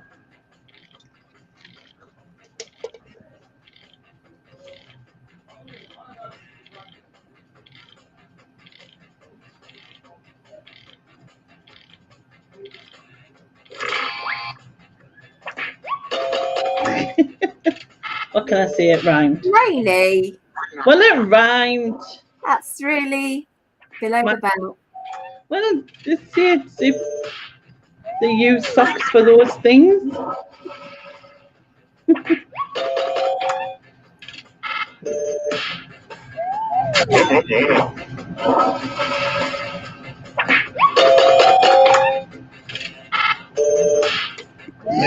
take the lead. What you would think. Flag.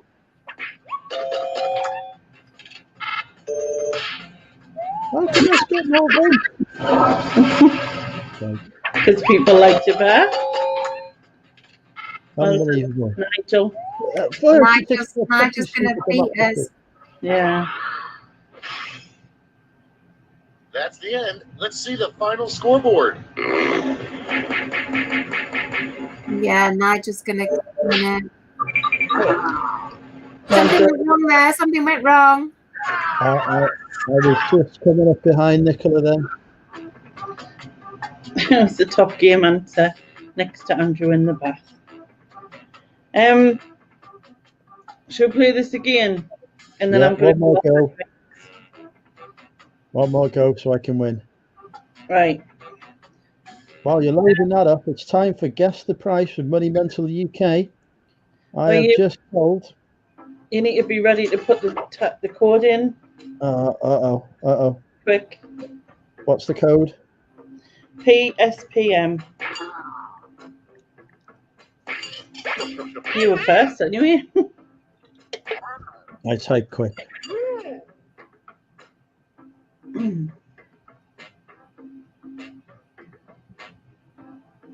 Anyone else jumping in?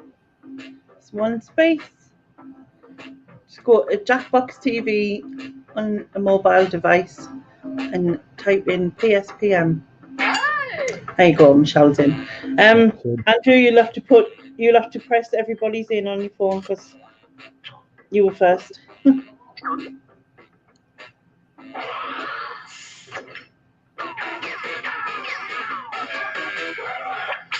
Let's not waste any time. I'm Schmitty, this is Quiplash, and we're on Earth. That about covers it. Well, slap your uncle and get on a camel, because here we go. This is round one. You score based on the percentage of players who like your answer. Plus, there are winners' bonuses at stake. Go.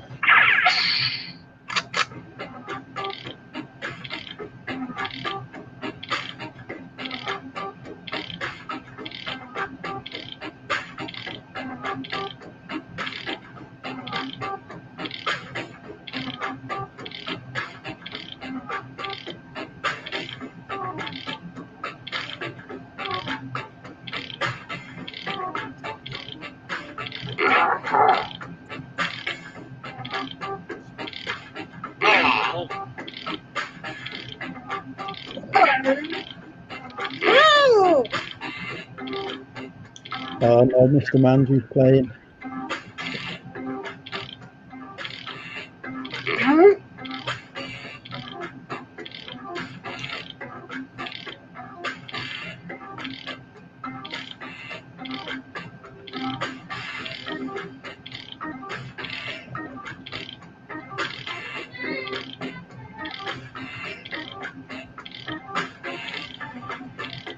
Some people are struggling to think of witty answers here.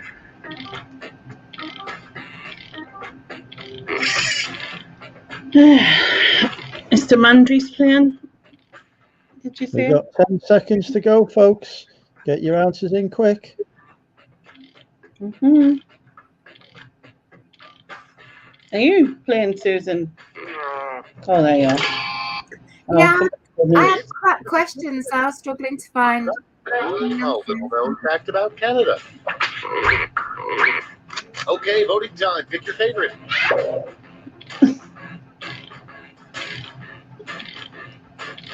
%70% of Canada of women are called Ada.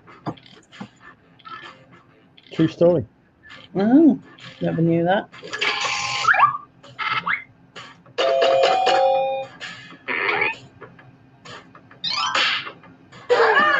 Flowers claim victory. Next one. Invent a silly British term for pooping. Vote on your devices. God's sake.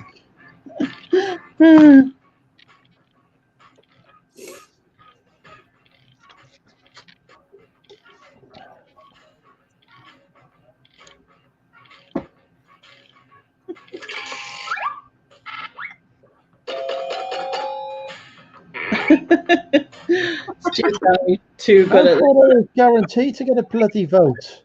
A win on that. Put in my name. About. Unbelievable. Next in line, Mother Teresa's deepest secret. It's voting time. That's why.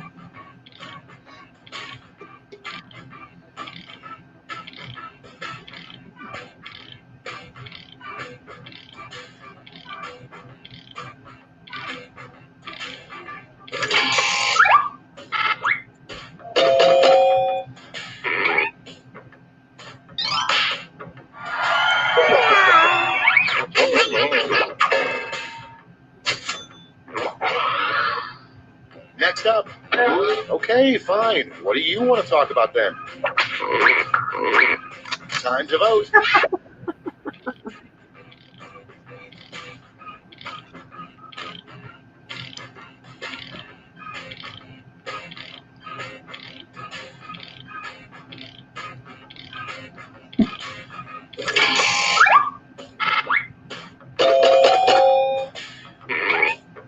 I voted for you, Lena. Thank you. I was trying to think. I was like, I don't know. Who wants to talk about managed payments? That's so boring. What is diamond encrusted blank? It's voting One thing time. that the rich truly enjoy is diamond encrusted.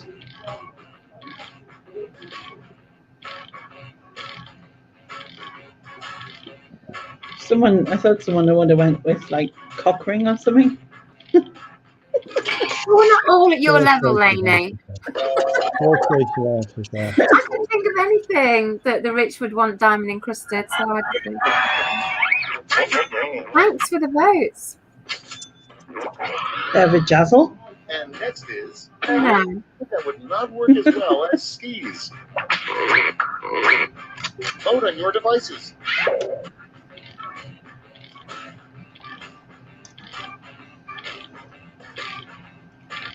Are you in there? At least it's an answer that doesn't have me. A question doesn't have me as an answer. I'm surprised we've not had more beef in this than the answers. No, my views. We usually get a lot of beef. Yeah, only No, 'cause Next one, name your new hair cutting establishment. Well, Nick from the chat. someone didn't answer. So Stu just wins. Is LK is asleep or dead? It says. The first sign that you're Nick, can you lend me 50 grand? time to vote. For fuck's sake. Well, is that because you're old, you're senile, so that's why? Yeah, that's it. Yeah.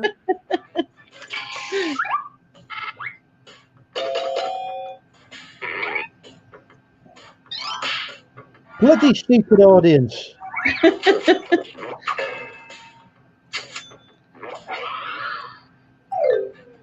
That's round one. Let's take a look at the scores.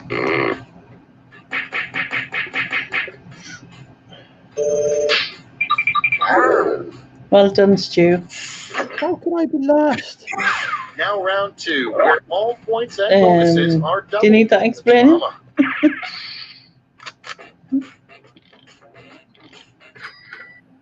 Oh, I just had a ka-ching. Stop showing off.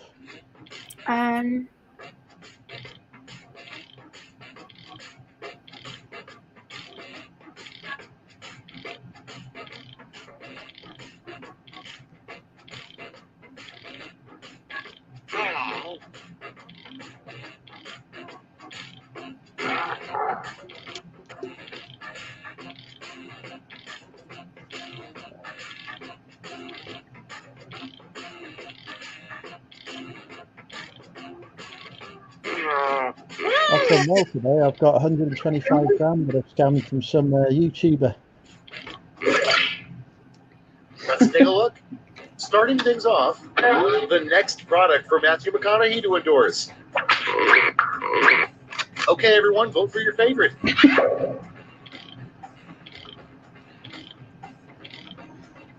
McConaughey. It's McConaughey. Who is he? No idea. He was in various films. Dallas. Oh, films. Okay. He also did an advert for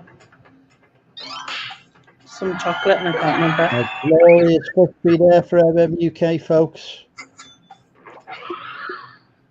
Next in line, HR would probably get the most complaints on Bring Your Blank to Work Day. It's voting time. Depends what your job was. Oh my God. That's horrible.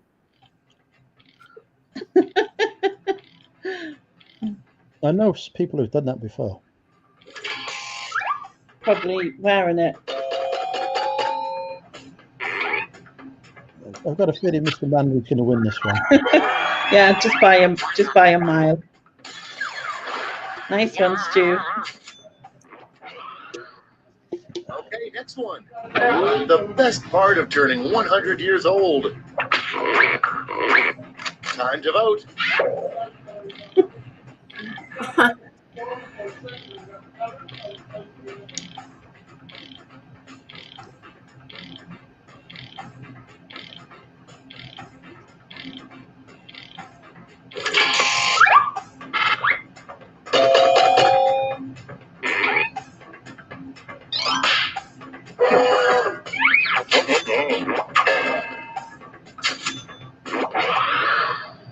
Coming up next, the most boring graffiti you could see in the subway. Vote on your devices.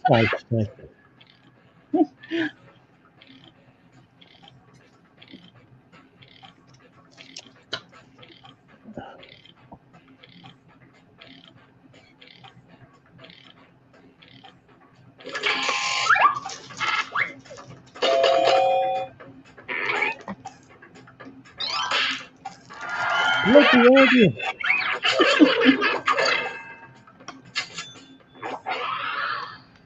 And next, a little known nickname for New Orleans. It's voting time.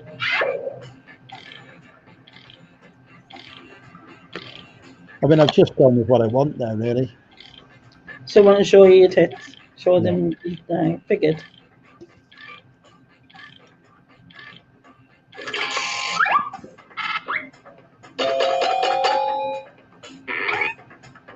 I voted for you, Michelle. I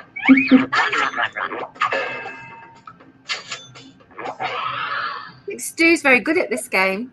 Yeah. Terrible. Yes, he's not allowed to play again. Somebody dunks a basketball. Time to vote.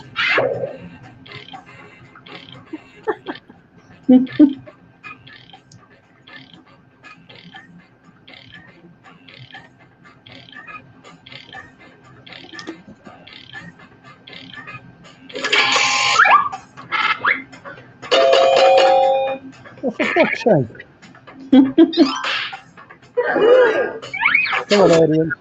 Oh, bastards. Next in line, the worst way to be murdered. Oh, fuck's sake.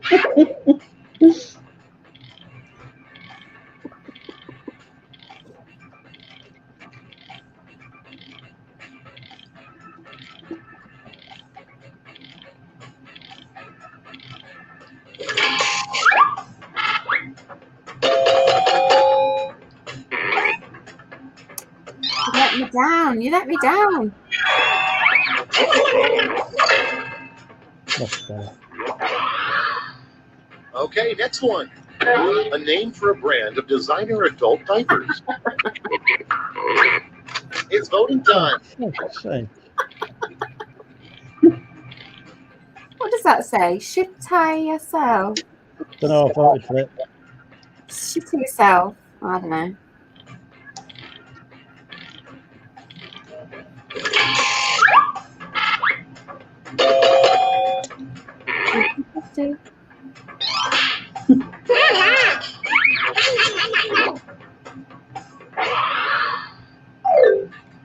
And that's all for round two. Fire up the scoreboard. Yeah, so it should be a nil lead now. Wow. Unassailable lead, I say. Welcome to the last lash, the final round. Stakes are triple. There's just one prompt, and you're all getting it. Our prompt is a good fake name to use when checking into a hotel.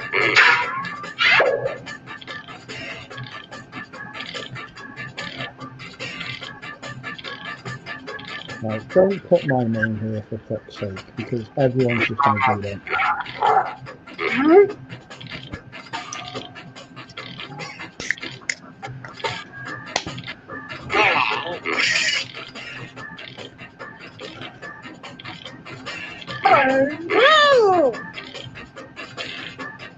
Come on, LK.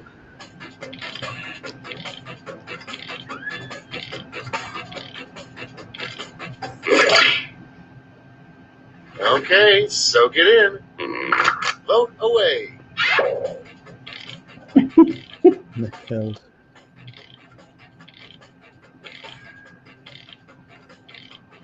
I'm surprised nobody's put ice come swallow. No, ice swallow come.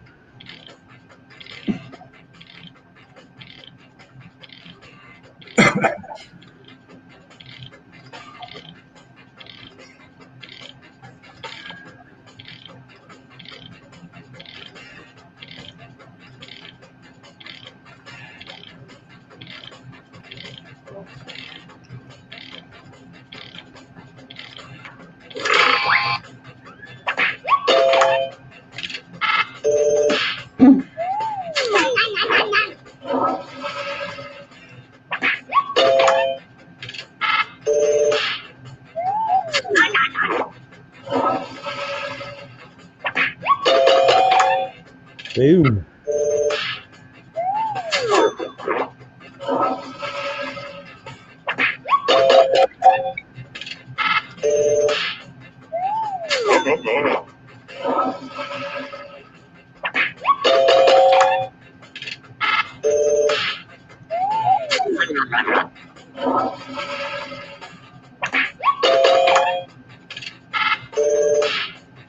That's not 18% of fucking less votes.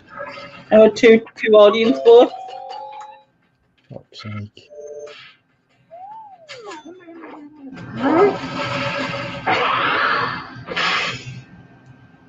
That's it. Green didn't got any.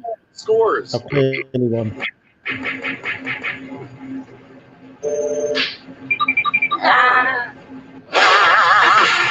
Well done, Stu. Unbelievable.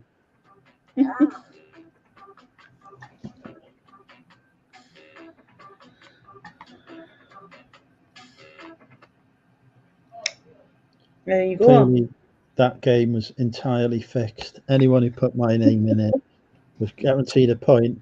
I put my name in it. I don't fucking win. Because we realised it was you. Unbelievable. As soon as you started doing it, it was like it's not happening.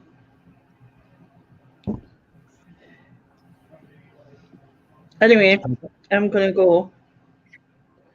Take care, Lainey. It's been a pleasure having you with us tonight, even though I lost. Yeah, I'm going to escape as well with Lainey. Loves onions. Escaping. Jesus Christ. Yeah, Stu, the right person definitely won. I disagree. The right person lost comprehensively. But thank you for allowing me on, and I will catch you later. Good Take night. care, Lainey. Bye. Night.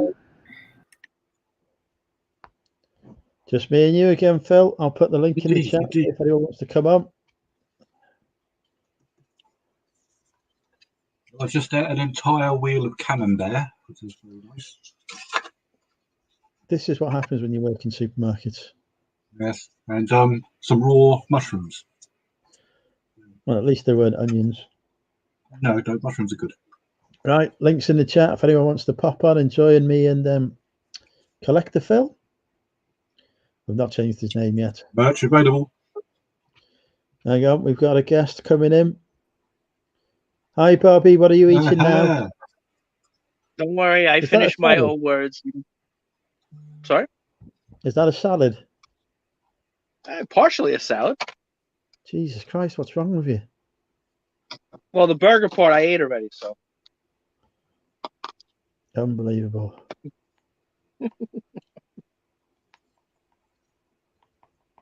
So not as good as my mushrooms. You got some wild mushrooms? No, just mushrooms. Well, what kind of mushrooms? Button mushrooms? Yeah, baby button. Very good for you, apparently. I don't know if eating a whole album is, but Rob says salad. I think everyone else would say forest. Forest. I was watching this channel, and they were playing, like, you see how we have, like, the people up here, right? And the one girl was holding her phone up. I guess it's like, what do you call it? Like, the hell, what's it called when you have to guess the name of what's on the thing, but you don't, you can't use that word. Like, so if somebody was, like, you had to say beer, something that Andrew drinks, something that does, like, what's that called? Thinking. Yo. Guess what, brother? And we'll never hear the end of that story, folks, because Bobby's about to have a heart attack. We're about to answer the immortal question: when a tree falls over in the forest, does it make a sound? Then we hear Bobby collapse and shout timber. According to quantum physics, apparently they might not make a noise. And that is why I don't do quantum physics. It's marvelous stuff. I thought because somebody. Is he having a fight? Is he arguing? Yeah. Oh shit! It's hilarious.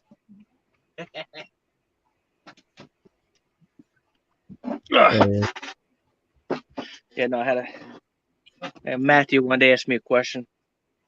Tell me a story. You want me to tell you a story? There were Matthew had a story.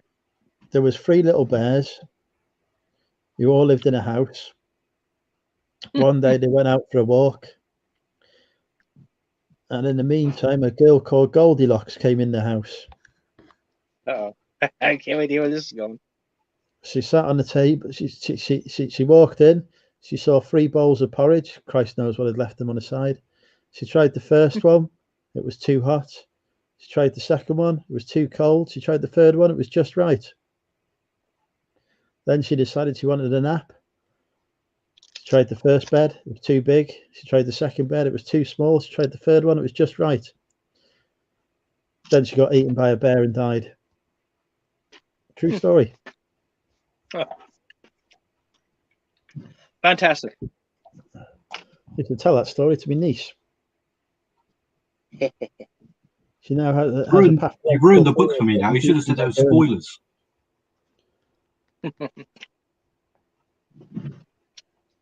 Hello, Bertie boy. Hello, Bertie boy. Now, do you guys have chips that are like this? They kind of cut. I like this. No, we have crisps here. Hello, Bertie boy. Hello. Come on, I thought you call these chips. You don't call these crisps. Those are crisps. No, they're like a waffle thing, aren't they? Come on. Yeah, we call them waffle fries.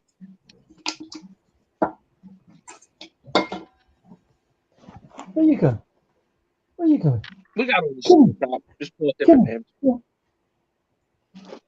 But you know what? I was saying before in the chat the other day, you were talking about those. See, I thought a sausage roll was just like sliced sausage on like a Kaiser roll. I didn't know it was like baked in like a almost like a pastry kind of dough, but it's not sweet. It's flaky, but not sweet. Is that what that is? Yeah, it's just got sausage meat in it. It's sausage meat in flaky pastry. Like a beef Wellington. Possibly. Never heard of beef Wellington? No? Yes. Yes, it's I suppose it is a bit like that, yes. With the pastry on it. Yeah. But they say it's not sweet though. It's not, it looked kind of sweet, almost like a... No, it's quite savory.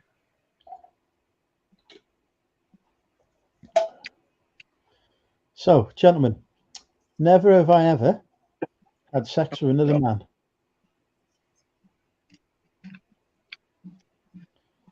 Bobby's had sex with another man. There you go, folks. We've seen the evidence. He took a drink. Oh, is that how this game works? Yeah. That means if you have a drink you just had a drink, does that mean you're a homosexual too? Nothing wrong with being homosexual. I'd happily be homosexual. I never said there was something wrong with homosexuals.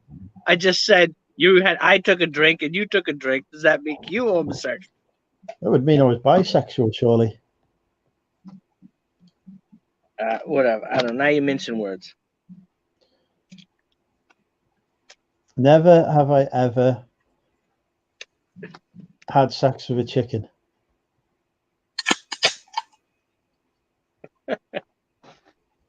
Yeah. Come on, man. You gotta do better than that. Who the hell has had sex with a chicken, man? I would gladly. I would happily make love to KFC. Yeah, where is your food? Did you order yet or not? I've eaten it. You missed that. You missed me eating. The same thing. The bargain bucket. The use. Yeah, I had a bargain bucket, a 10-piece one. Little Red Riding Hood saw the wolf crouching in the bush with what big wide eyes you have, she said. Get lost, said the wolf. I'm having a shite. I got a call this afternoon. I got to be up early. You know, what that lady who has that steak company. She's like, "Oh, I need you to come. Do you want to look at some merchandise?" So of course, anybody's gonna say, "Yeah, I'll come take a look." She's like, "Yeah, you got to be there at 8 a.m." I says, 8 a.m. It's like, you know, it's right. I'm like, I gotta wake up at that time at 7 a.m. to get there. You won't catch me up at that time. Right, who's But still you know with what us in the chat? We lost What's half up? our viewers playing. We lost half our viewers playing Jackbox. Who's still here? Type 1 if you're still here. I just don't want to refuse this lady. You know what I mean? Well, very true. Never refuse a lady's needs. Phil, we know you're still here. We can see you on screen. Oh.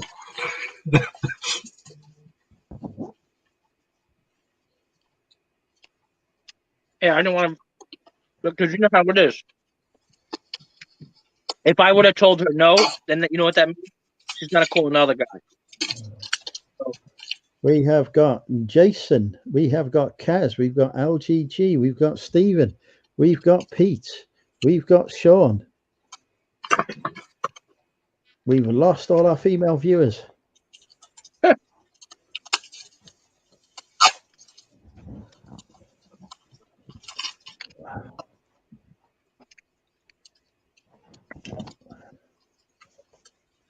Tea Cakes is not here. And I've just had a sale, so it's time for Guess the Price with Money Mental UK. I've just sold a track jacket.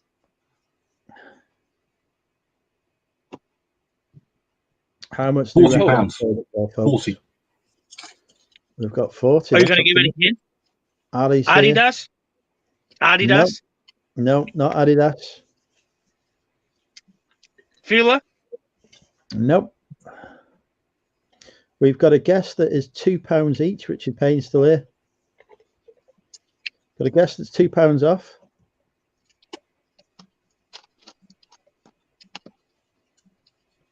Fred Perry? Nope.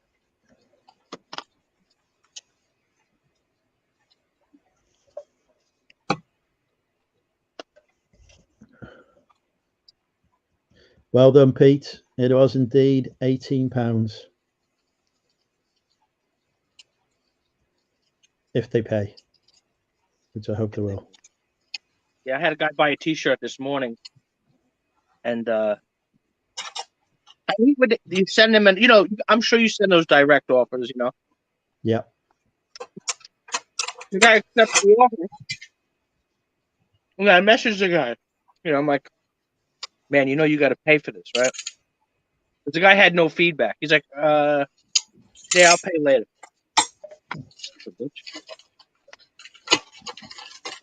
You're never getting paid then. Come here.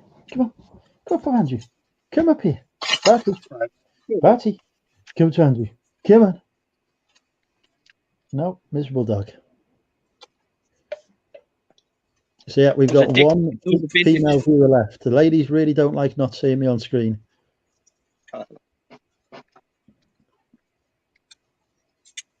It was a Dick. You know who Dick Tracy is? Yes. Yeah, it was a Dick Tracy, vintage Dick Tracy T-shirt.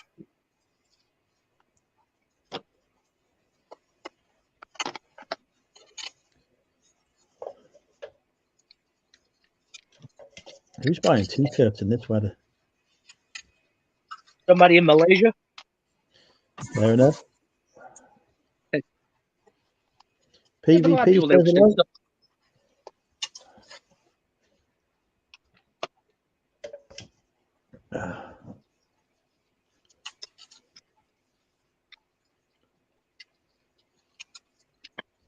And what they do over there in Southeast Asia, they buy the vintage T-shirts, and then they copy them.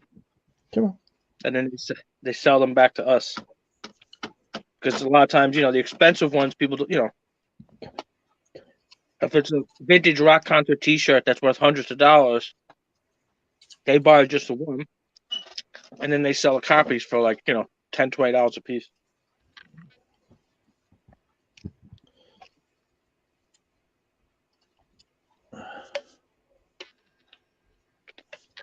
And eBay doesn't do anything about it.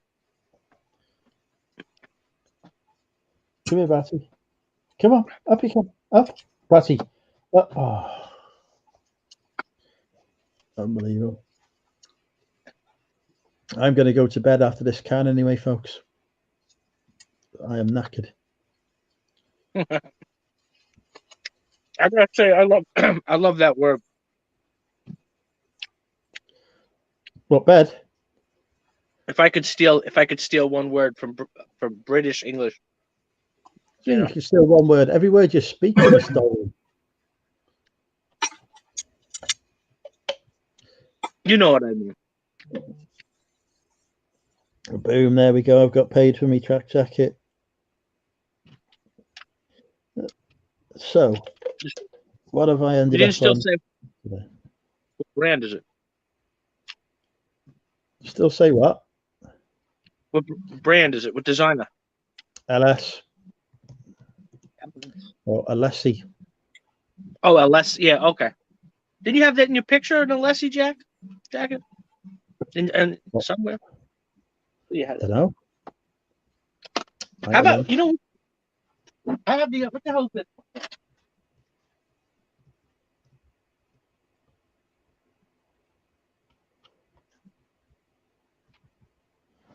He's dead now. I usually do pretty good with this one. But Sergio Taccardi? Yeah. But I found the bottoms, but now I don't want to sell the bottoms separately because I think I have the top somewhere. Jesus Christ. You got no chance of finding that.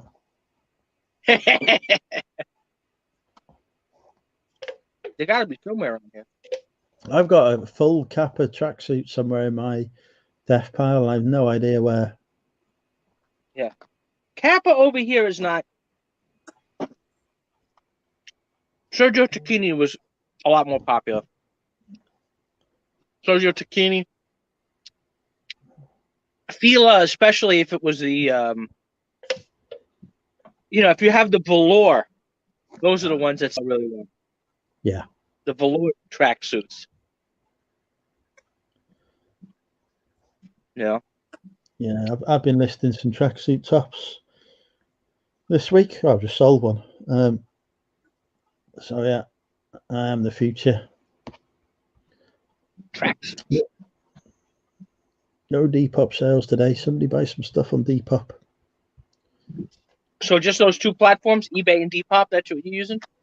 Yeah, that's it. eBay and Depop. I'm a Depopper and an eBayer.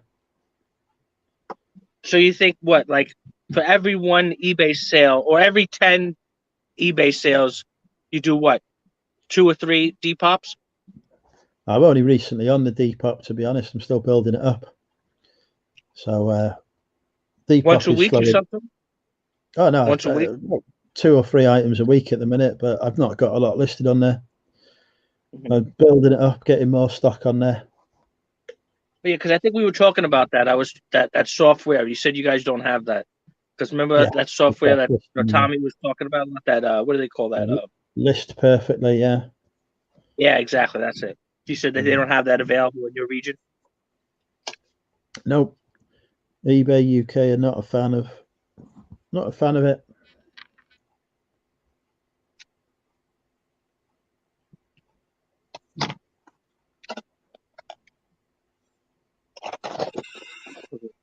Look at that. Now I got to make sure I go to bed nice and early tonight because I don't want to upset my friend Leslie and not show up. Now you've got a lady to entertain. I'll be back in a second. Bobby, you're in charge. She might have good. She might have a lot of good stuff. She might have some coins in there, Phil. I might have to call you. No, actually, she's actually a coin expert, so I wouldn't be able to grab any coins from her. She would sell them on her website. So now, what'd you pick up today, Philip? Well, they got delivered today. All of my 10p pieces I was barking on about yesterday. Okay. They've all arrived. The seller gave me free coins. I don't think he knew what he was doing because one of them he gave me is worth at least £25, which was very nice of him. It paid for the postage. Right. But you said you're not a numismatist. You just flip. Yeah. Although I do have a mild interest in it, but I've got no interest in putting them in albums and putting them aside. Because my philosophy is once I've seen it, held it, looked at it, I've had my pleasure from it. Now let's make some money out of it. So. But you don't think you don't? I mean, since because we had this discussion, you said you're not interested. I mean, obviously you're interested in it, but you don't chase after the. No. Sorry? No, I don't chase after any of them. I have an interest in them. You need a general interest in anything you sell, really. Well, obviously you do have it. If you found, a pouch full of British sovereigns, you'd be very interested very quick. That's if you gold. just found bullion. Yeah. Yeah. If you found that, you'd be very excited. But that's what I said. Like you never thought about like going with, like you said, you're from Southampton is on the water, no? Yes. Is there a beach or is it just like a dock? Like, it's a major port and one of the largest cruise ship terminals in Europe. Yeah, so it's just a port. It's not like which a beach would be like the other side, like Blackpool, like that area, like a beach town. But that's miles. We do have beach towns very close. We've got Bournemouth up the road. There's Brighton the other direction. There's within 20, 30 miles from here, you can go to good beaches. Yeah. Because I know some people, because I probably live maybe about 10 miles from the beach. And, people will go down with metal detectors to try to find, jewelry or loose change that people have dropped that day. Yeah, actually, I knew a guy. I used to work with this guy in I used to work in a restaurant business. That's what my trade is. I was a bartender, so that's what my, reseller is not my real trade. But when I was a bartender for many years, like one guy I worked with, he was from Rome, and he would actually go out to like these different fields and stuff like that with the metal detector, and he'd find like Roman coins from like. Yeah, you need permissions from the landowner. And yeah, well, I don't know. Certain laws about I don't know what stuff. he was doing. I don't know what he was doing, or if it was legal or not legal. I know is that, that's what he used to do. He used to always, but I used to break his balls. He was, yeah. I presume he wasn't doing this in New York because there's not a lot of Roman coins there. No, I told you he was from Rome. He was Roman. Even though I used to break his chops because he was a Juventus fan. But of course, just like anything else, people, they're always fans of clubs that are not from their town, and because Juventus, it was a big thing here. We have a large Italian American community here in New York, as most people probably know. So Juventus came here about 5 years ago. It was a really big event. People like packed the stadium, to see Juventus. It was a real big deal. And one of my customers, you know how they bring the children out with the players. You've seen right? The world, right? Yeah, it's sponsored over here. You got to pay hundreds of pounds for your child to be walked onto the pitch. Yeah, so one of my customers, his daughter went out with. Do you know who? You know soccer, so you know this guy Gigi Buffon. You remember him? The goalkeeper. Yeah, do you know who that is, Phil? Gigi Buffon, Gianluigi Buffon. Follow a lot of it, though. So. Yeah, he's like a world famous goalkeeper, And my customer, the daughter, of course, so he had to show everybody the pictures of them holding hands, walking out, onto the pitch. Jamie's asking me what area of Southampton I am from. I'm actually from Hive. I was born in Hive, but I'm living in Shirley at the moment, which is the not very posh area. I'm sure I'd like to be in Shirley. Shirley's one of those weird town names. I think there's a Shirley every 20 miles, isn't there? It's like Newtown. We have a Shirley. That's what I mean. There's lots of there must be a very common generic route to the name, because like you say, because every large city you go to has got a district called Shirley. Yeah, we have a Shirley out in Suffolk. Also, we have a Shirley. What? I live on Suffolk Avenue. That's my street name. Yeah, I know you like these kind of facts. I know everybody else puts them to sleep, but the island that I live on there was two halves. There's the Dutch half and there's a British half. So I live on the Dutch half, which is called Nassau. Like you heard, like Nassau, Bahamas. Yeah. That's the side I live on. Then the other side of the island, which is called Suffolk, has all like the towns are all like Huntington is British town. Like you said, Shirley. Brentwood. I'm sure there's a Brentwood. Yes, there's a Brentwood. Where I was staying in Clacton-on-Sea through the rest earlier this week.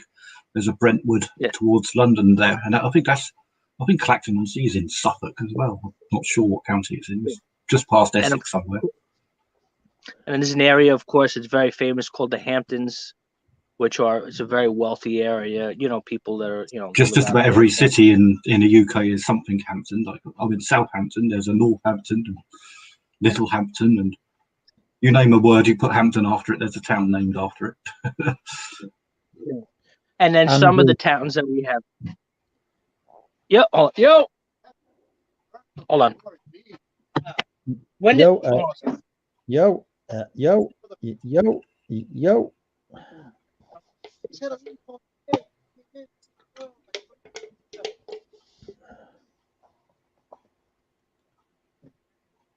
was the whole idea. Gigi Buffon is a superstar in the football world, still playing for Juventus at the age of 43. Very good goalkeeper. Nearly as good a goalkeeper as me before the injury. So you leave it now?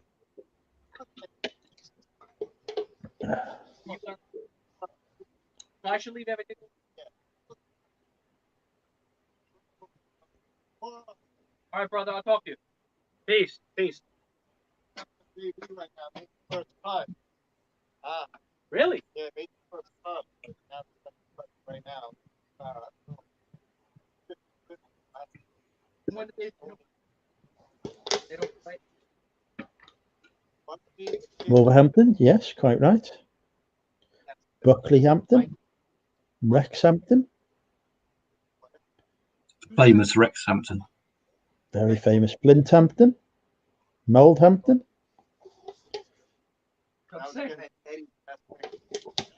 Roverhampton. I expect there's a Hampton somewhere. Probably. There's definitely an MMUK Hampton. $5,000. Hampton Wick. Yeah, just for like 10 kids. So there are only 8 kids. And $5,000 in Island Garden. And did it. His father paid it. Yes, Buckleyhampton. Point guard. Good. London Hampton. All right, see you.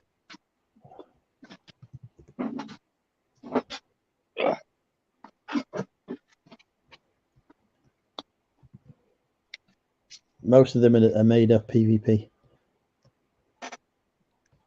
There is no Rexhampton. Surely Rexhampton? there is.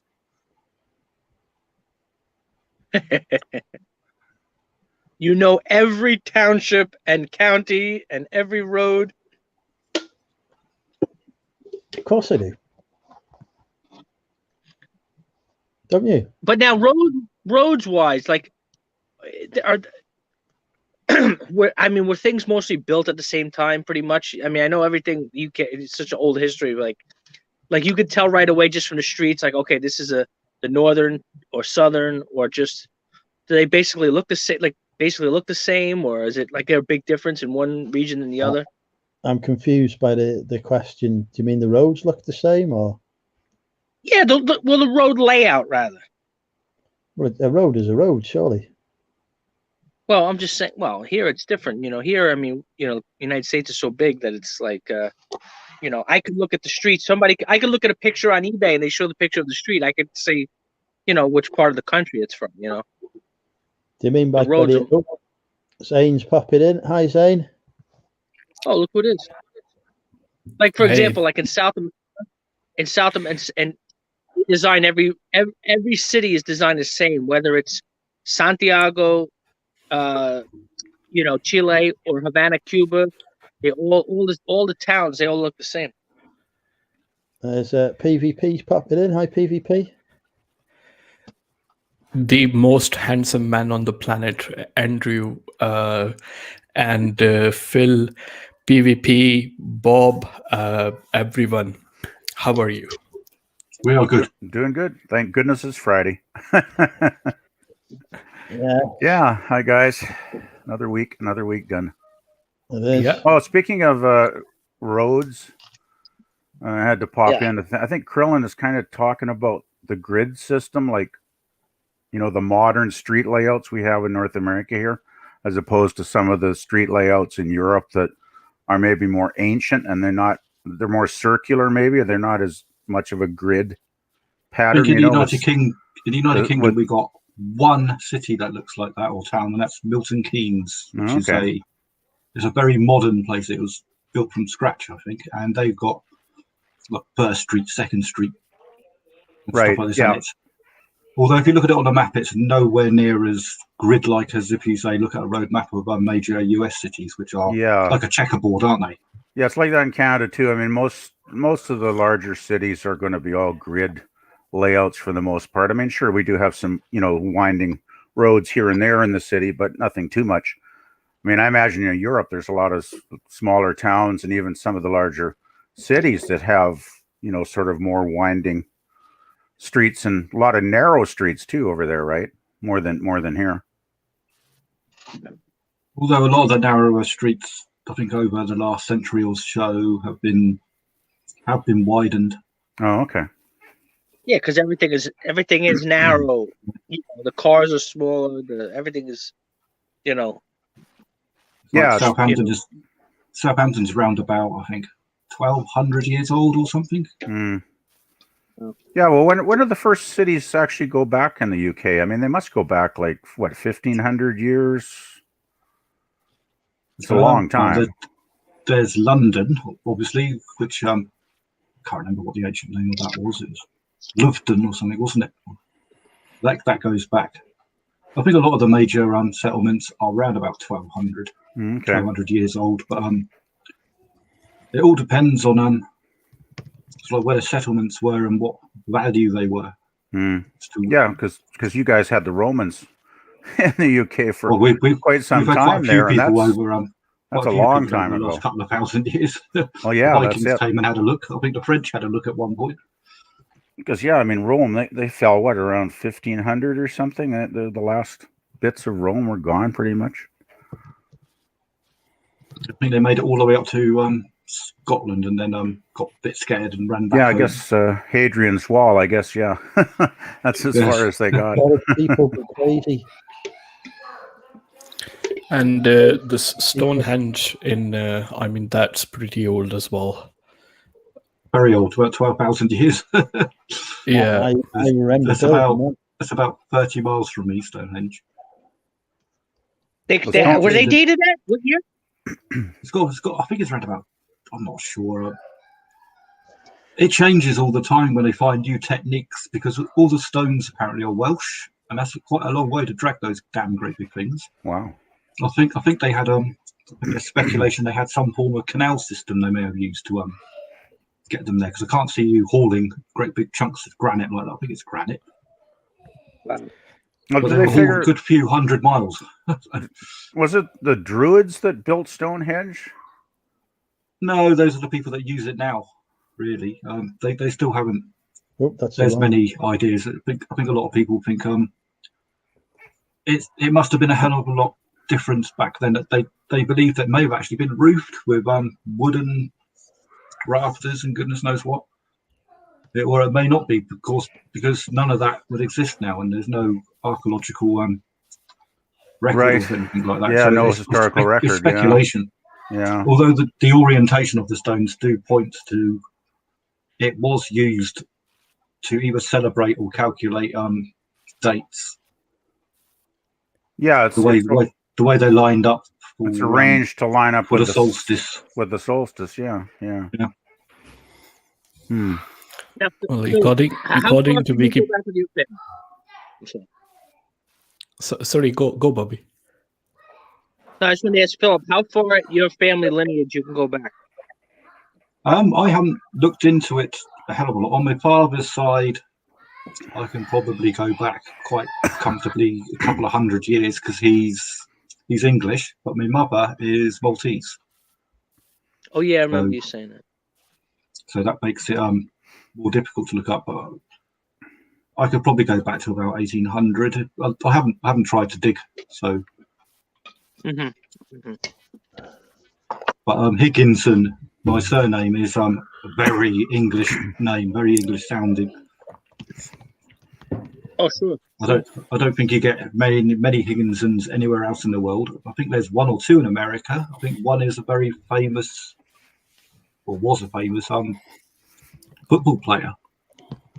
So like 20, 30 years ago, but the only other famous Higginson I know, there was a Scottish gentleman who was a very, very, very well-renowned dentist.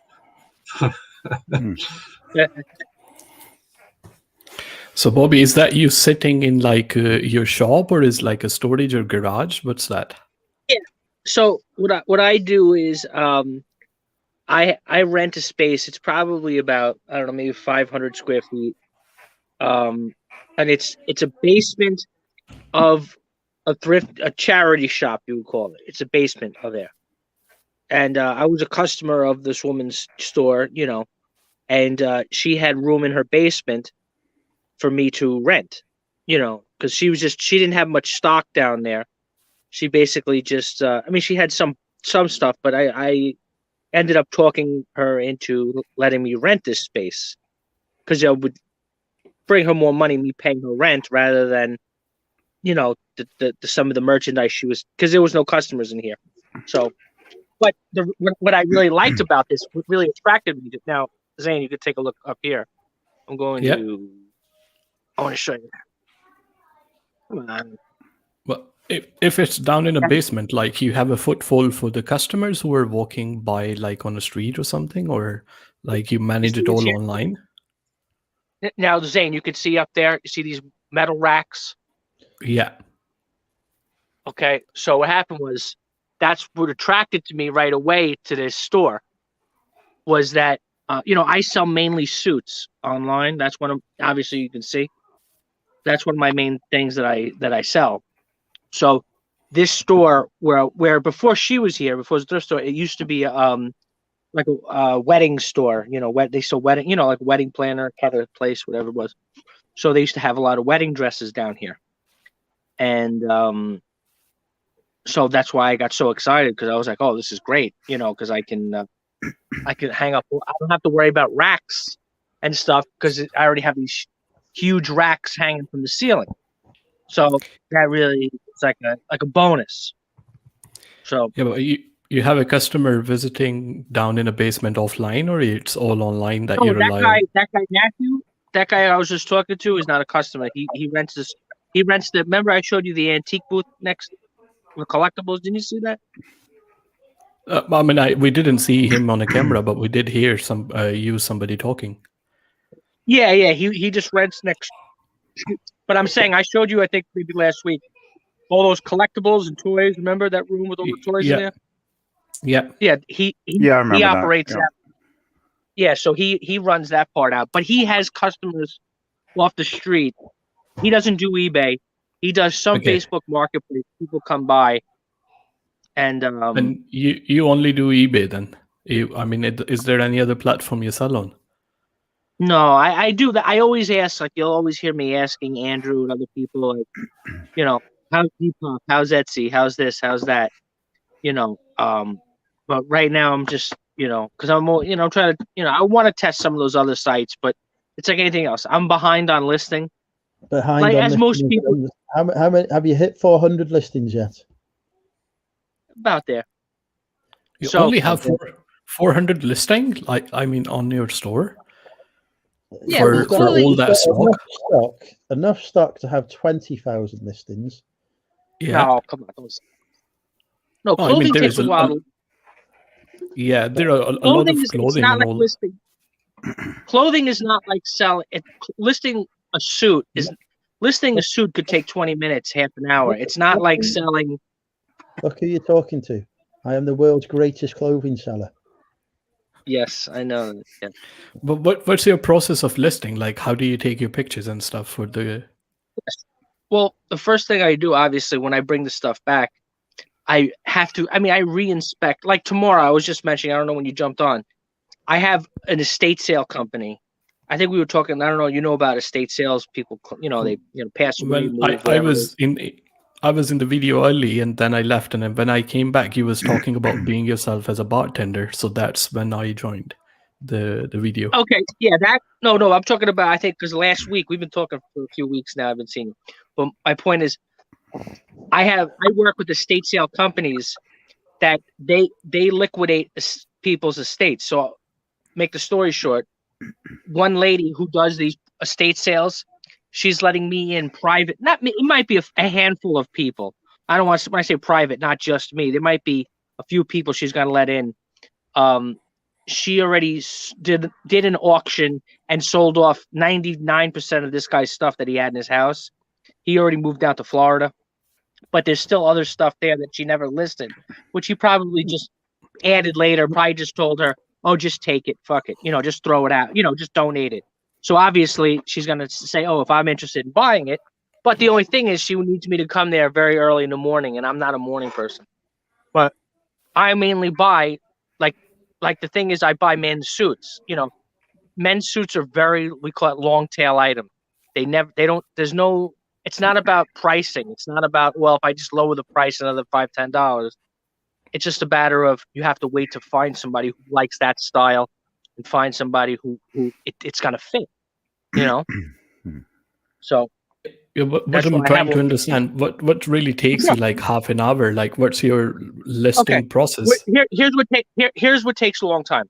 When you bring it back, let's say tomorrow I go and I buy a dozen suits from this woman, okay?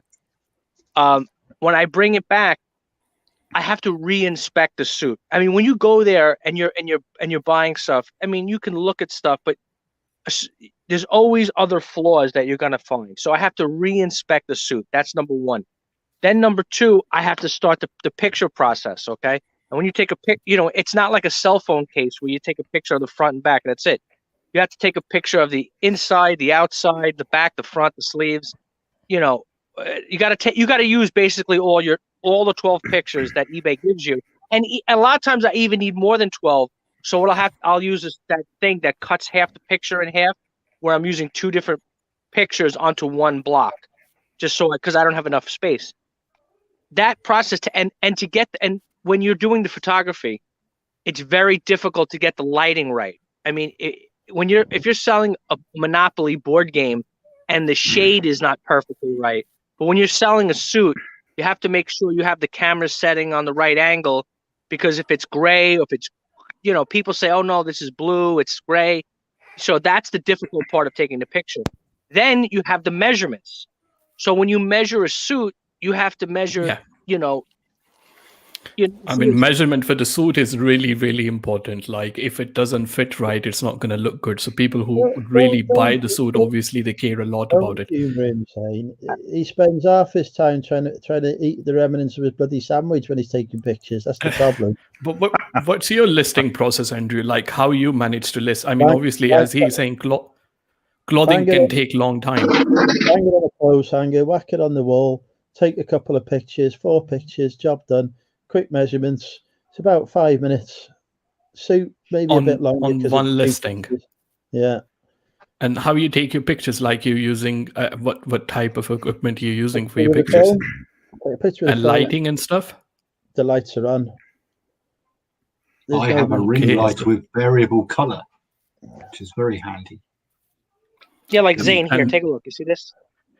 Yeah, no, I got what you mean. Of course, I don't even bother with a mannequin. Takes too long. Yeah, the thing is, you have to have a mannequin.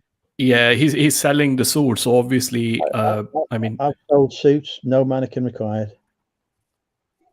Oh, there's people you can, but I just.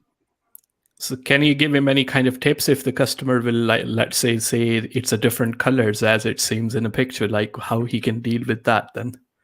Well, that might speed up his listing process. He needs to take better pictures. Bobby, you're taking bad pictures? It rarely pictures? happens. It rarely, it's not, it doesn't always happen, but I like to make sure that, these are perfection. He only sells suits once in a while. So my store, I want to make sure I have, when you're scrolling through my store, that when you see all the suits, it looks uniform, not like just one suit thrown on a bed taking a pic. I mean, if I sell an item that I usually don't sell, browses stores anymore though. Yeah, they're all on the app. They're just typing in the name of what they want and looking at that. They don't go and look on the store. Yeah, but he might be keeping more profit margin. Like Andrew, like what is the minimum percentage you will work on? You will say, okay, I'm not gonna list it if I will not make 10% or 15% profit. Like, what's your minimum percentage for that one? Yeah, so exactly. So my sweet spot that I look for, like when I was at the thrift store the other day, if I pay $20 for a suit, okay, I try to get 100. I try to make 20 into 100 sale. Okay, you know what I mean. And what's your Andrew? What's your sweet spot? I'm happy just to make a profit. Like what like would you sell it for £1 or £2 or if I double my money, I'm happy. So that's your double. I double my money after fees, after postage. If I'm doubling my money, I'm very happy. So Bobby's 20 into 100. He's still got to take off his fees and everything else off that. Yeah. So but even double the money. So if you buy something for 20, so you're probably looking at a $45 sale. $50 sale to them. It'd be about 60, wouldn't it? If you take off your fees and your postage and everything.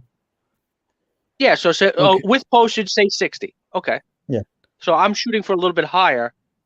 Like if I paid 20 for a suit, I don't want to take less than $75. I don't want to do that. I mean, if I'm paying 20, then of course there's different times. See, tomorrow I might be able to go and buy a dozen suits and ties and shoes and everything. I might pay $100, give this woman, because this is stuff that's got to get thrown in the donation anyway. So I have, like I told you, I have this woman who, who I have, when I say relationship, but she does give me kissy face emojis. I mean, she does. Well, that doesn't make you any money, so. No, well, yeah. What do you mean it doesn't make you money? Are you kidding me? When she gives you a kiss, that means when you get first online, and you get first picks, and she does for me what other companies won't do. For example, she'll put stuff to the side for me. Like, let's say she's like, oh, I have some nice ties. So I'll say, Leslie, I'm going to come later this afternoon. Put them under the table for me, and I'll come later and pick them up. Most companies. So for the people like in the chat or even myself, I have no knowledge about the clothing. If anybody wants to sell suits, what are the tips that you can give them? Yeah, the tip I would give them first is you have to look for the newer stuff. You have to learn the brands and learn the styles. It's not just the brands. You want to have the newer stuff, the newer style items. But sometimes the older stuff will sell too. Actually, in UK, I tell people all the time, like Nick Hill and I mean other people, I say, you actually get more money for the same suits and jackets. You get more money in the UK than you do in the United States. There's more supply in the United States, so the prices are not. You don't pull as much money if you're able to find good suits that are secondhand in UK, especially if you can find the custom-made suits are very desired both here in the United States and all over the world. If you could find any of the special British custom-made suits, they're very hard to find. Once in a while, you can find them here because you have to go to London to get them, But if you happen to have them, they sell for great money, and they'll be custom. You'll look right here, and the way you could tell a custom suit is like you see the name, like this. Well, this one isn't a custom suit. This is actually an American company with a British sounding name. This is called Oxford Clothes, and it will have like a tag like this, and it will have the people's name written on the inside. That's what this is a good brand here, Oxford Clothes, Barney's, New York. But this is an older suit, probably from 20 years, 30 years ago. But even like this is a very common suit you can find. This was like what Andrew found last week. This is here. So Andrew, what's your process for hunting? Okay. So that's you look for the brand, you see if it's a custom made, then it might go for a good money. Like what's your if it's the right brand, if it's the right design, if it's the right one. Andrew, what do you normally look for in a clothes? Like what's your criteria to hunt the products? Brand, like Bobby says, is important, absolutely, but also the design is key. There's certain patterns that will go for decent money. Like you find stuff that's like got block colors on, etc. People like that. So it isn't always all about brand. In a suit world, I can appreciate brands are important. Outside of that, the design can count for as much. So PvP, what's your specialty? Like when are you? Sorry, I'm not really familiar with you. I mean, probably people in the chat might. I've never dabbled in clothes very much. The only thing I've really gotten into selling over the years is concert T-shirts. Like the actual concert shirts. With like the tour dates and stuff on the back, and because you can find those quite often at the charity shops for a reasonable, not too high a price. And if you get the right shirts, you can flip them and make a really good profit. Like I had a Judas Priest one I got for like $7 and sold it for like $70. So that wasn't bad. And then I had some David Bowie shirts from the 80s. I think I got around $93 a piece for those. So, concert shirts. And the thing with concert shirts is they're not like a suit. You can just basically put them up on the table, flatten them out, straighten them up, and take a picture, quick couple of pictures front and back. Take a picture of the label, with the size, do the measurements, so it doesn't take terrible amount of time to get them listed. And as I say, you can make, decent money on them. So, but I've never dabbled really into clothes big time. Yeah, PvP's 100% right on that. You don't have to scrutinize. Like if I buy a concert T-shirt as opposed to a suit, I don't have to scrutinize it when I go back over it. Because one big pitfall with suits, if you buy used suits, and because let's say you want, let's say Zane, let's say you're like, oh, let me try to buy some suits at the charity shop. The number one flaw you're gonna find is holes from moths. Yeah. So that's what happens is that you'll find a beautiful suit. You'll find a beautifully designed suit, and then when you go home, it's got moth holes all over it, and it's worth nothing. So you're like, oh shit, I just spent all that time. So that's the number one flaw that you're going to find with suits. And when you're there, you don't always notice it. But I want to show you, Andrew, is it possible if you could make me big? I want to show Zane something. This is what PvP was talking about. So like you could see here, this is a concert T-shirt, but this is a newer concert T-shirt. So like this is what like PvP is talking about, but this is just a newer one. Yeah, Like, Rolling Stones. Yeah, you could. I'm sure, Zane, you know the Rolling Stones, their logo, and then a lot of times you'll see on the back, Zane, you'll see you see these cities on the back: Montreal, Detroit, Boston, Atlanta, New York, San Juan, Puerto Rico. So this is the dates of the T-shirt. So those are always the best to find. Obviously, in general, the older the vintage T-shirts like this we pick up. I'm sure maybe you pick up this one. I don't think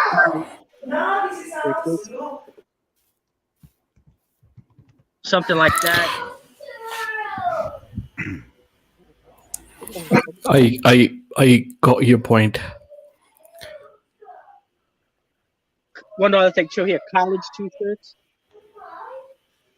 from this, like you see this Harvard University. What size are they? They look really, really big. Is that like a style or something? I'm not really into clothing, so I don't know. It's just a camera angle. They're very big people. I usually go when I pick up shirts, like concert shirts and stuff. I usually try and get the ones that are the larger sizes, because I find a lot of the time, if you've got large or extra large or even like triple extra large, those can sell a little bit quicker. Because I think there's just a lot of people these days, that take a large size, right? Because if you go for a medium or a small, I think you could be waiting, for the right buyer to come along.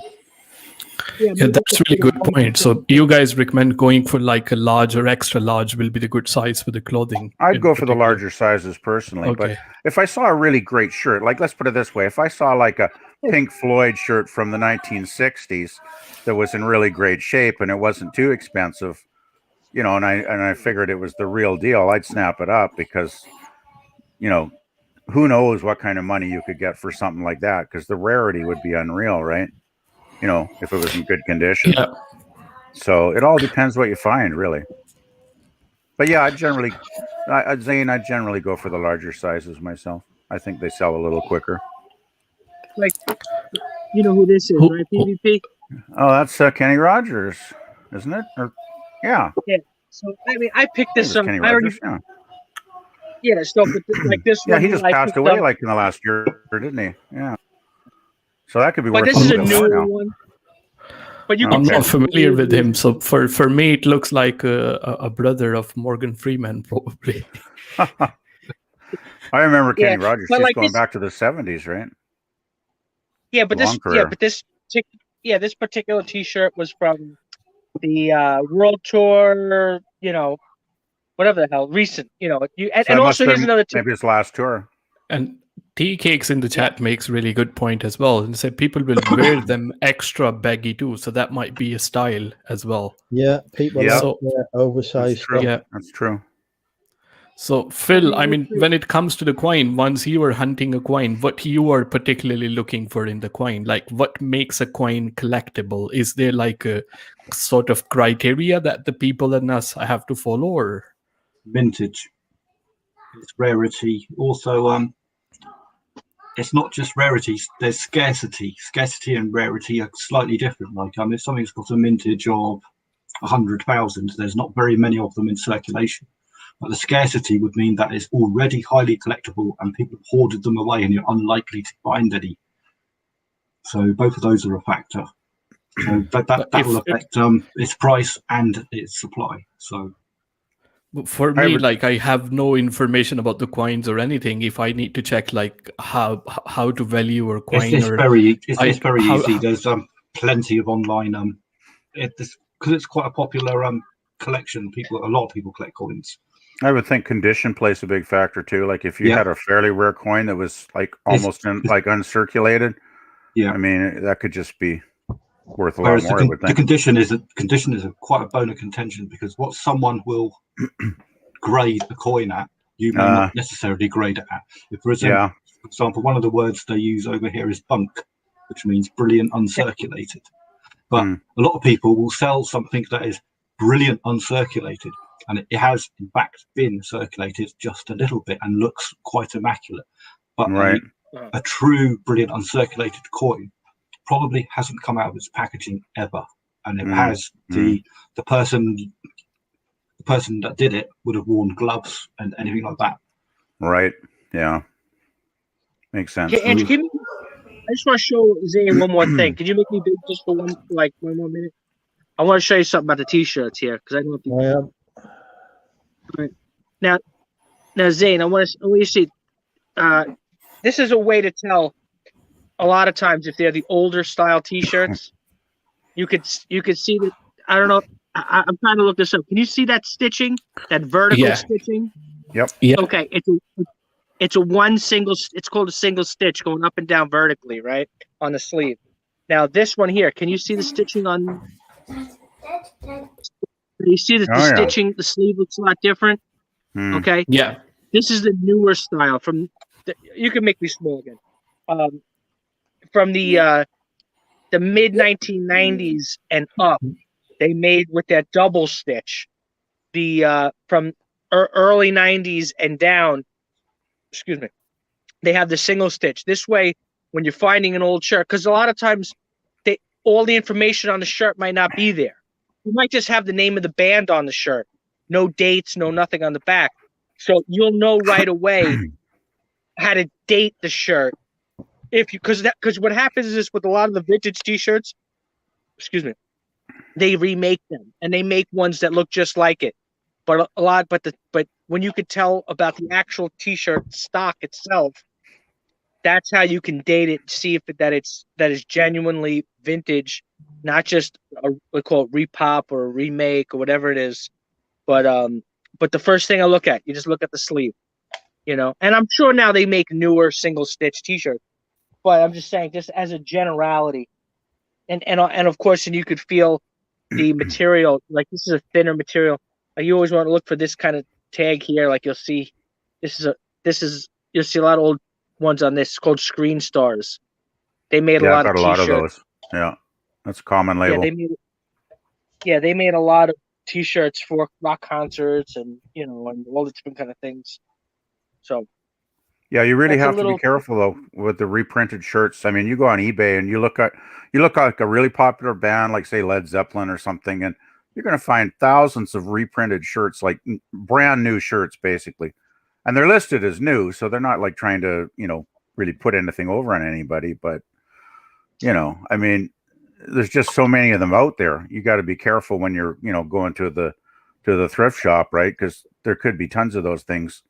And they're basically not going to be worth a heck of a lot. So you got to look for the vintage stuff is where its value is. I've sold band T-shirts before, but they're all coming to be fairly modern ones. I've not come across any sort of vintage ones, unfortunately. You can get decent money for a reprint if somebody wants it. Like I bought a Pink Floyd shirt once that was officially licensed by the band, so I figured it might have some value and it wasn't too expensive. I ended up getting like $20 for it, and the lady I sold it to was happy as hell. So you can still make a decent dollar even on the reprinted stuff. Yeah, because if you're buying it from over here in the Americas, we have garage sales. You guys have car boots, which is similar. But if you're buying it for $1 or £1 or something cheap, right?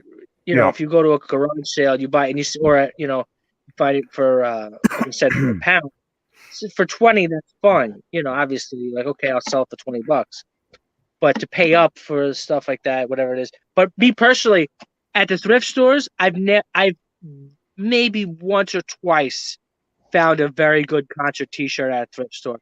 It's almost impossible. I must have good luck or something then, because I found a decent number. I mean, they're not all winners, but I'd say at least 50% of the shirts that I've found I sell for a pretty good profit. Like I got an Ozzy Osbourne tour shirt. I think I sold that. I think I paid like $5 and sold it for like 40. So, you can do a decent flip. But you know what is a lot of our thrift stores here, not just here where I know people go guys all the time. There's people that camp out at those thrift stores. So they're camping there. They're waiting for those racks to come pushing. Like am I like I have you guys have Savers up there in Canada? We've got it's a different name here. It's Value Village. Yeah, it's Is what they exactly call it here. value. It's the same. Yeah. Yeah, They're it's the the same biggest thing. one here. I'm pretty sure. Pretty sure Now it's the same thing. we got like the Sally Ann, and we got a few different ones, but But I'm saying like the bigger corporate one, like you said. Like, yeah, Value Village is the big one. Yeah. So we literally have guys. Like I have one guy who I meet there once in a while. Like I just bullshit with him. Right. He literally knows. He talks to the girls in the back, and he knows the codes. Like they do like over the loudspeaker. They do codes. They'll say code H, and that's a code to the workers. Okay, guys, don't send any more merchandise. Time to go home. Okay. Hey, Rich. So this way, these people, they know that when the new racks are coming out with the T-shirts, they're literally just waiting for those racks to come out, and then boom, boom, boom, boom, boom. I got so jealous. I got late.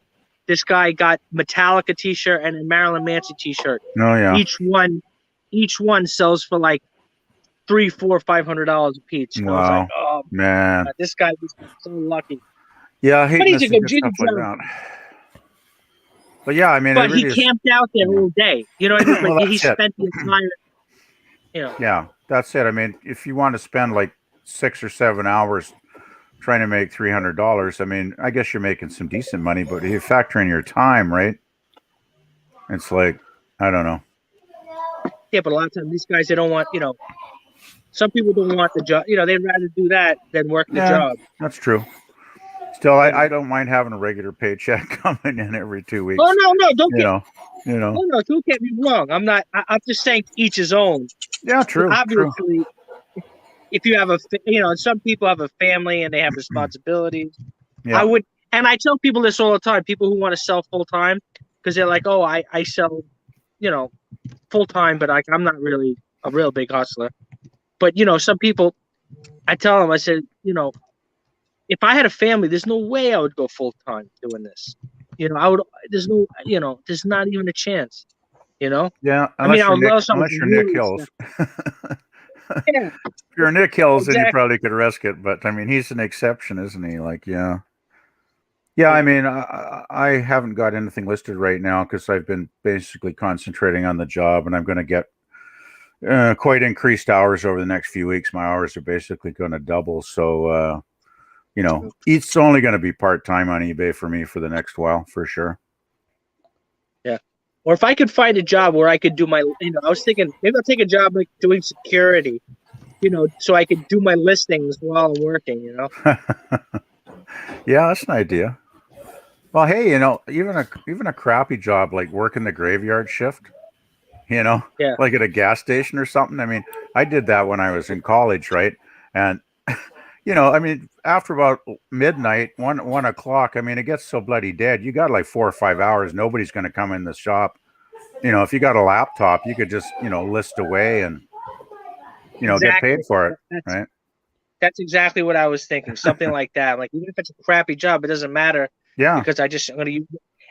And to be honest, I would probably list more than I do now because I would, when I used to have a helper, I used to have a kid work across the street from me. He would help me out.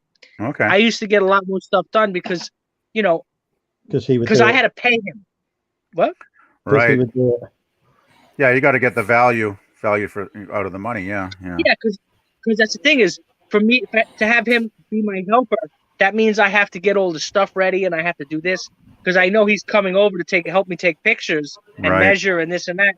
So now I have to start prepping stuff out. But now if I go online, Andrew's online. Let's shoot the shit with Andrew, I am responsible for Bobby's backlog. Yeah, partially.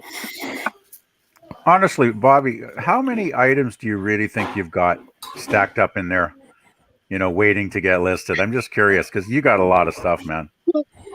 Well, I mean, if you have a pile of comic books, do you count each individual comic book? Like if you have like 1,000 comic books, is that 1,000 items or something? Yeah. It depends how valuable they are. No, and like I said, what I'm saying, like I have a lot of stuff. That's more of a triage pile. Like I pick out of that pile.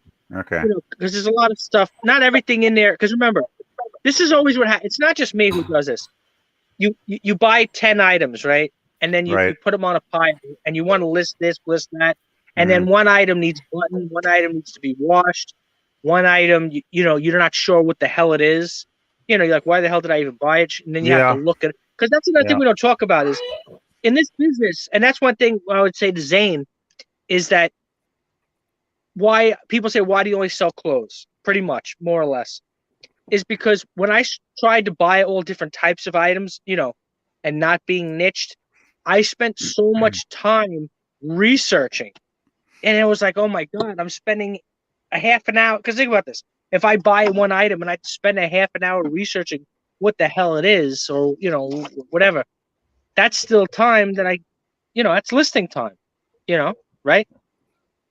Yeah, everything takes time. Like I used to collect comic books when I was younger, and I had like a collection of thousands of bloody comic books. Sure. And a few years ago, I thought, screw this. I haven't looked at these things in like 20 years. They're all boxed up. I thought it's time to clear them out, sell them off. So I started listing them like 3 years ago. Sold them off for really good money because they were like vintage, like 60s, 70s, titles, and a lot of them were in really good shape because I really, took care of them, right? Marvel, DC, Gold Key, I mean the whole range, right? Different titles, and I got some good dollars for those. 15 cents? I think they were probably mostly around 15 by the time I started really collecting, seriously. Yeah. But I mean, they do take time though, like because I had to grade them, carefully grade them, because the collectors can be very, very picky. If you send them, crap that you've overgraded, you're going to get complaints, which I didn't have the problem because I graded them very carefully because I'd had years of experience, grading the damn things, right? So, I graded them. I listed them at the, a fair price range, sort of in the middle, not too high, not too low. And I made some good dollars. So, but it does take time. I mean, like anything, right? You've got to research it and you've got to know about it. And luckily, I mean, I'd been collecting for years, so I, had the background where I knew that stuff. But, it does take time, whatever you're doing, right? Like if I go to an estate sale or something, whatever it is, I found, I mean, obviously you said comics from the 80s and 90s, whatever it is. Yeah, I know the vintage comics pretty good. Yeah, so after like the 80s, I know nothing about them, but Well, I looked through. The woman had a little small pile of comic books. Let me burn right through it. And this was kind of in the mid-afternoon. It wasn't even early in the morning. It was probably at 12, 1 o'clock. I found an Amazing Spider-Man 300. Amazing Spider-Man 300? Yeah, I think. Well, I can't remember off the top of my head, but it's Amazing Spider-Man can be definitely worth some good money. Yeah. Yeah, first Venom. They made the movie with the Venom one, British right? actor. Okay, yeah. What's that British actor? They made the movie Venom. What the hell's his name? Jeez, I can't think of that. He's like the most popular British actor right now, like a younger kind of guy. What the hell's his name? No Who's idea. The guy? This guy, he played Bane in Batman. Oh, jeez. Yeah, I can think of Batman, but I can't think of the actor. What's his famous actor in Britain? Yeah, I can't think of who played Bane. Is it Andrew? Yes. It's, Tom Hardy. Tom Hardy. That's it. That's it. Isn't he isn't in England? And Britain. He's very popular, right? I mean, isn't he? Yeah, but I only seen him from Peaky Blinders, so that's the only series I watched, and I know him from there, but I don't really spend a lot of time watching movies and stuff. So, well, my point of the matter is, what happens is if you ever look at I don't know, you were talking about different items, and we would PvP. Obviously, you just heard this whole conversation about comic books. One key thing is now, especially since they make so many comic book movies, if you find a comic book you always want to look for first appearances. That's what's key about comic books. Oh, this was the first appearance of this character called Venom. And this is the one that Tom Hardy, that's a key issue. Tom Hardy played this character in a movie. So that's what, the comic book go from $5 to $500 next month, So who's calling me now? Your voice is not coming in. Your sound is gone. I got to run. I'll talk to you guys later. Okay. So Andrew, But yeah, what's up? what he was saying about I think movie we are not tie-ins? holding you for something. Is it? What's? I think we're not wasting your time, right? No, I'll be off to bed soon. I'm tired after I last just want to night. mention what Bobby was saying about movie tie-ins, though. It doesn't necessarily just apply to things like comic books. It can be other items too. Like, remember when that Dark Shadows movie came out about 6-7 years ago, whenever it was now? It was based on the old TV show, Dark Shadows of the Vampire. I don't know if you guys have ever heard of this. Anyway, the movie came out like 6 or 7 years ago. And, I was into the TV series, the old TV show. So I had bought in the paperback books over the years. And I got a lot of them like secondhand at the, used bookshops for like 10 cents. Anyway, I had a stack of these things, about 30 or 40 of them that I wanted to get rid of. I waited till the movie came out because I knew that I'd probably have a better chance. Anyway, I had this stack of books. I think I paid about $10 for the whole lot of them, and I ended up selling them for $250. Like when the movie came out. And I know I never would have got that right if it wasn't for the damn movie. So tie-ins can be, with mass media stuff, can definitely help sales. It certainly helps me when The Mandalorian came out. Oh yeah, I've got a hell of a lot of small action figures for that, which I knew was coming out, and there was a delay of it coming out in the UK. But because everyone was already aware of it, but it was not available yet in the UK, I managed to get a hell of a lot of stock ready. And when it did finally come out, obviously Disney done all my advertising for me. Yeah, it seems like a very popular series over here, so I'm sure you could do quite well with those. I've sold about 4,000 of them, so yeah, it's doing quite well. Wow. Okay, yeah, that's very, very good. Wow. There's pretty good turnover on that. It's 150% profit, which is very good. Jeez, that's nice. I joined Andrew Facebook group today.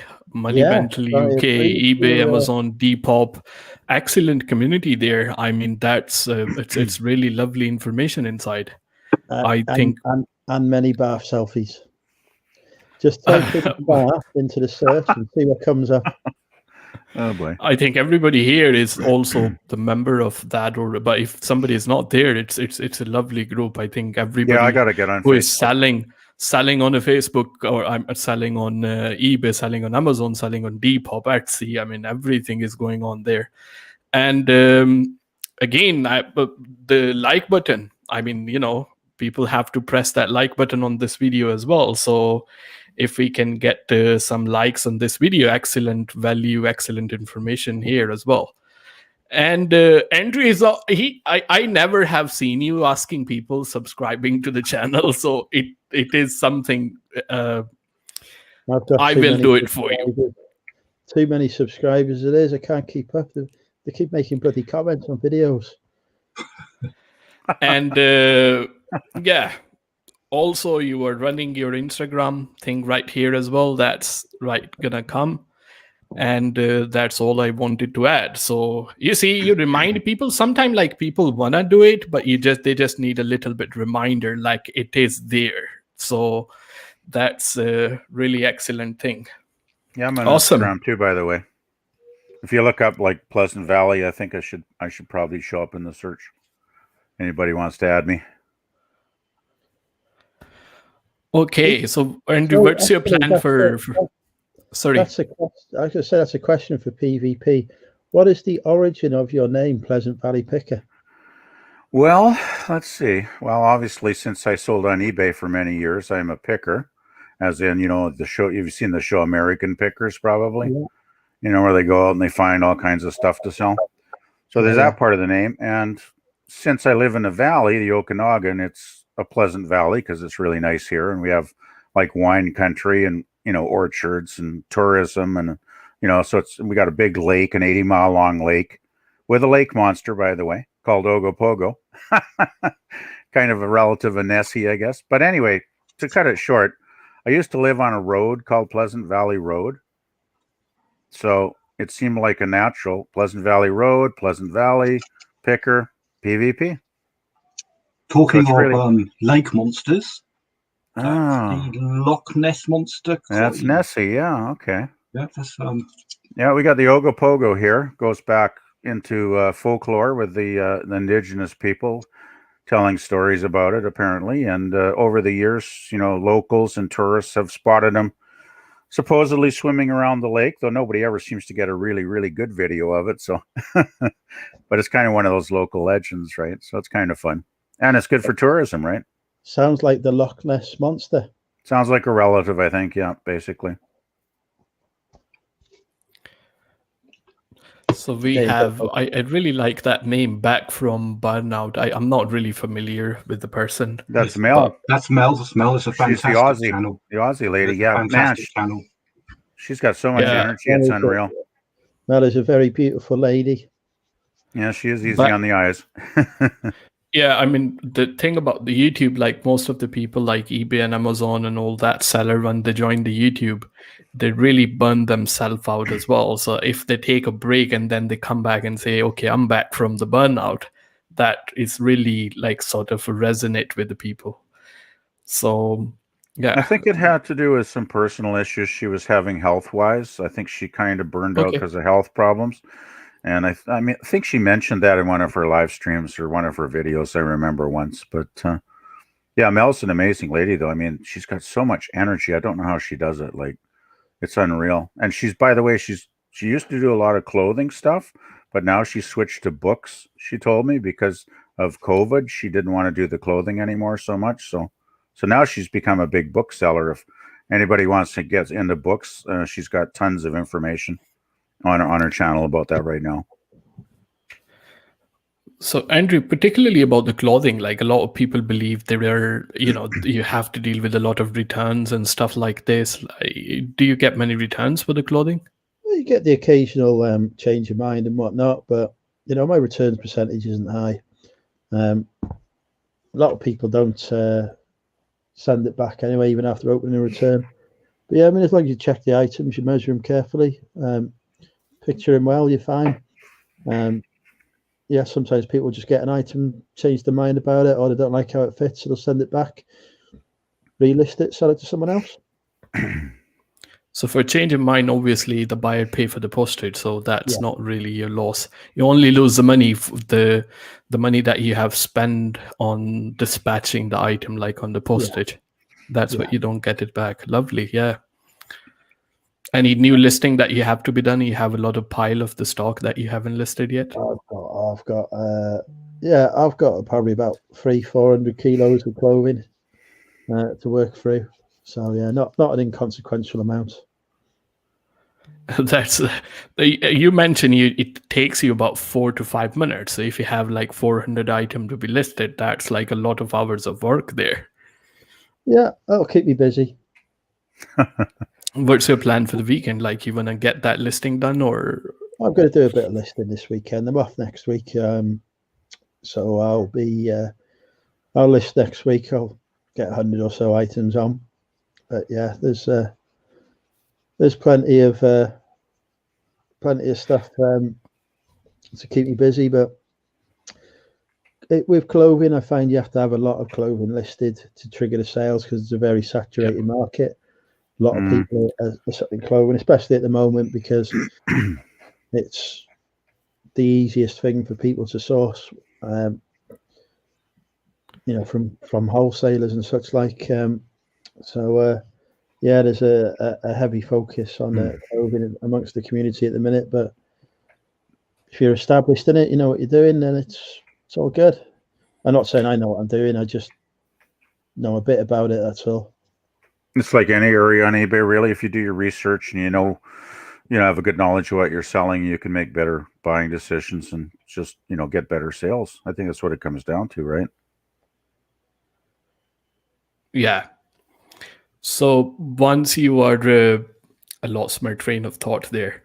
So the thing that I was going to ask, you recently started selling on Depop. I think Depop doesn't have any listing fees.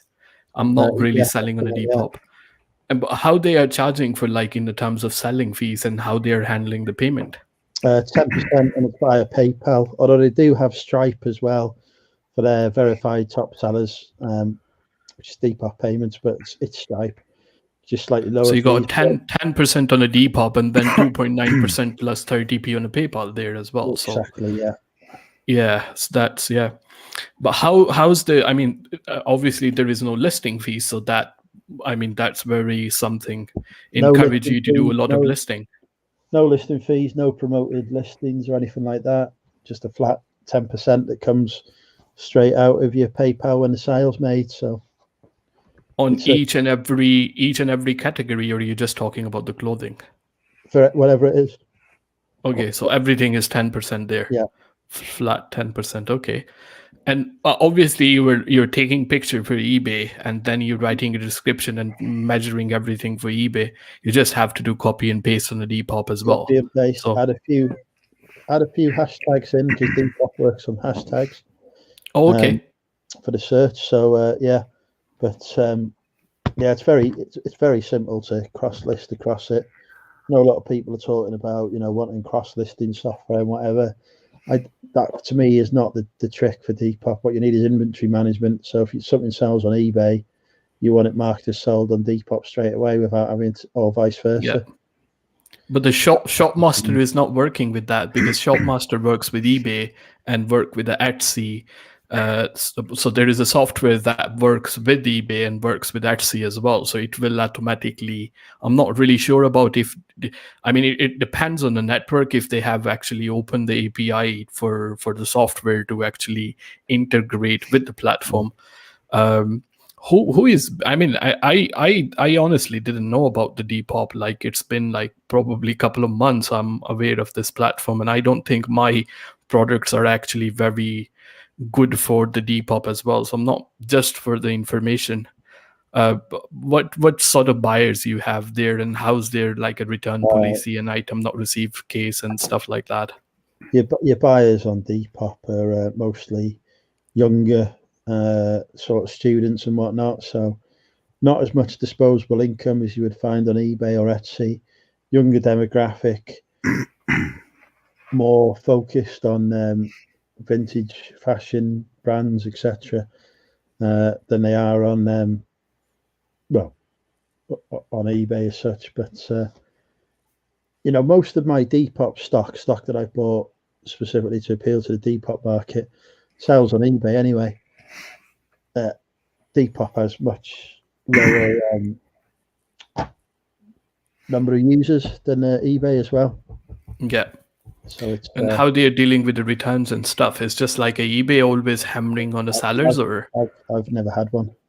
Okay. So and their return policy obviously is going to be 30 days, 14 days for the return. That's the return policy is set by the seller. So yeah, I have standard business returns policy 30 days. So good for eBay. But they have to pay for the return. Even though it is like, let's say, item not as described or something like that as well? Whatever the reason is, if they want to return something, they've got to pay for it themselves. There's no return system as such. Okay. So yeah, if they want to send something back, they've got to return it. Same as if they raised a case on PayPal, they would have to return it to the buyer before getting a refund. But PayPal normally force you to provide the label, right? Once you were... I've never been forced to provide a label on PayPal. The only thing I've had to provide is me return address details for the buyer to return it, but I've never been forced to provide a label. So on the eBay, you're gone on a managed payment. So yeah. So how you're dispatching them? Like on the Depop, you have like linked with a click and drop or something, or what's like a software? What's your fulfillment process for that? No, it's buy a label on Parcels to Go and then upload the tracking onto Depop. It's not linked in. There's no quick send feature or anything like that. So no platform is like have that integration with the Depop.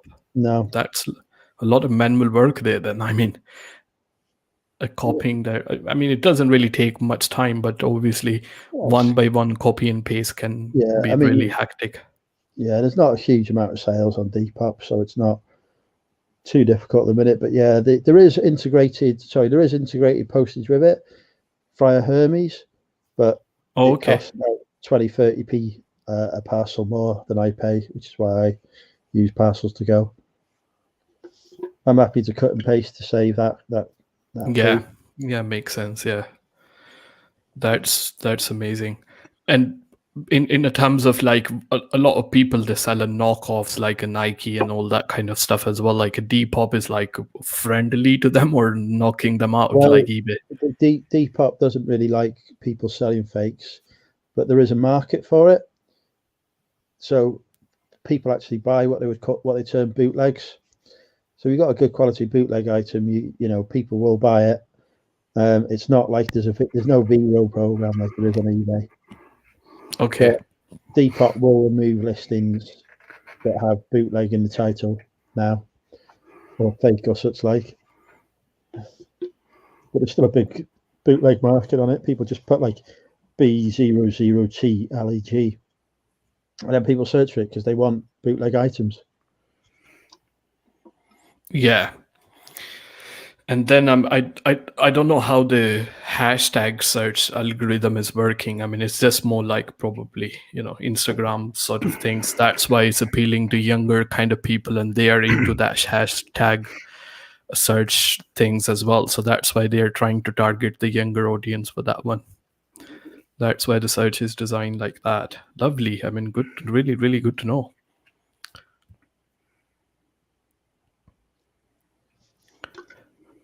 Okay, so we have a lot of people in the chat. Aaron Patrick, the QuickBook chap, is in the chat. That's my accountant. That's your accountant for your corporation. And T-Cake. I'm really sorry. I don't know real name for a lot of people, so I just will have to call whatever is the username there as well. So T-Cakes is Dave. Okay, Dave. That's his name. Yeah. Stu's just gone. Take care, Stu. P is Stu Mandry. Kez, I've forgotten Kez's name. I used to flirt with Kez before I discovered he was a man. And of course, Mel is back from burnout. Yeah. Lovely Mel. And we have Tom the English Picker in there as well. Well-known YouTuber. Tom the English Picker. Oh, you should check him out, Zane, if you haven't. He did some great rant videos. Have you ever seen his series Dickhead of the Week? Is that the one he does from the car? Yeah, usually. He just rants on about some person or something that has just sort of pissed him off that week. Those are pretty good sometimes. He hasn't done many of them lately. Usually the post office. yeah, he's done a few, boy, over the years. But yeah, they can be pretty good, some of those. I would definitely check them out if you haven't. I don't know if Zane's checked them out or not, but I will. I might have come across it, but I don't remember on the top of my head. I'm really sorry. Yeah, you should add Tom the English Picker, because he's got some good stuff on his channel. One of the original YouTube resellers over here.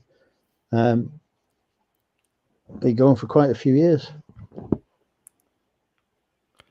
Yeah, wow, lovely stuff here. Tom the English Picker.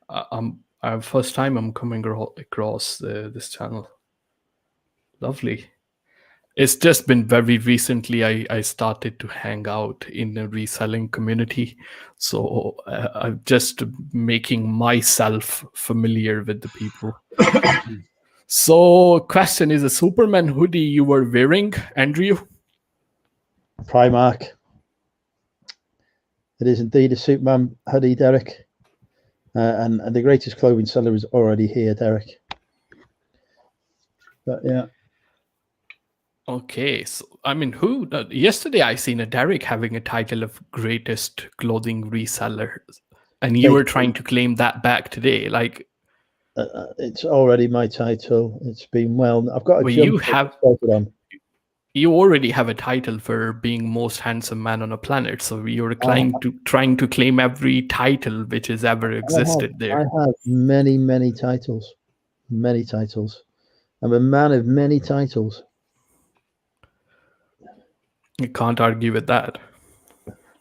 Sean wants Mel to go back to clothes. Mel is still doing clothes. She hasn't given up on. She's still got many, many clothes in her backlog, Sean. Okay. Phil has been really quiet. Phil. Yeah, it's just yesterday's stream. I believe I imbibed in quite a few alcohols, which had an impact this morning. And unfortunately, I am getting through a few more.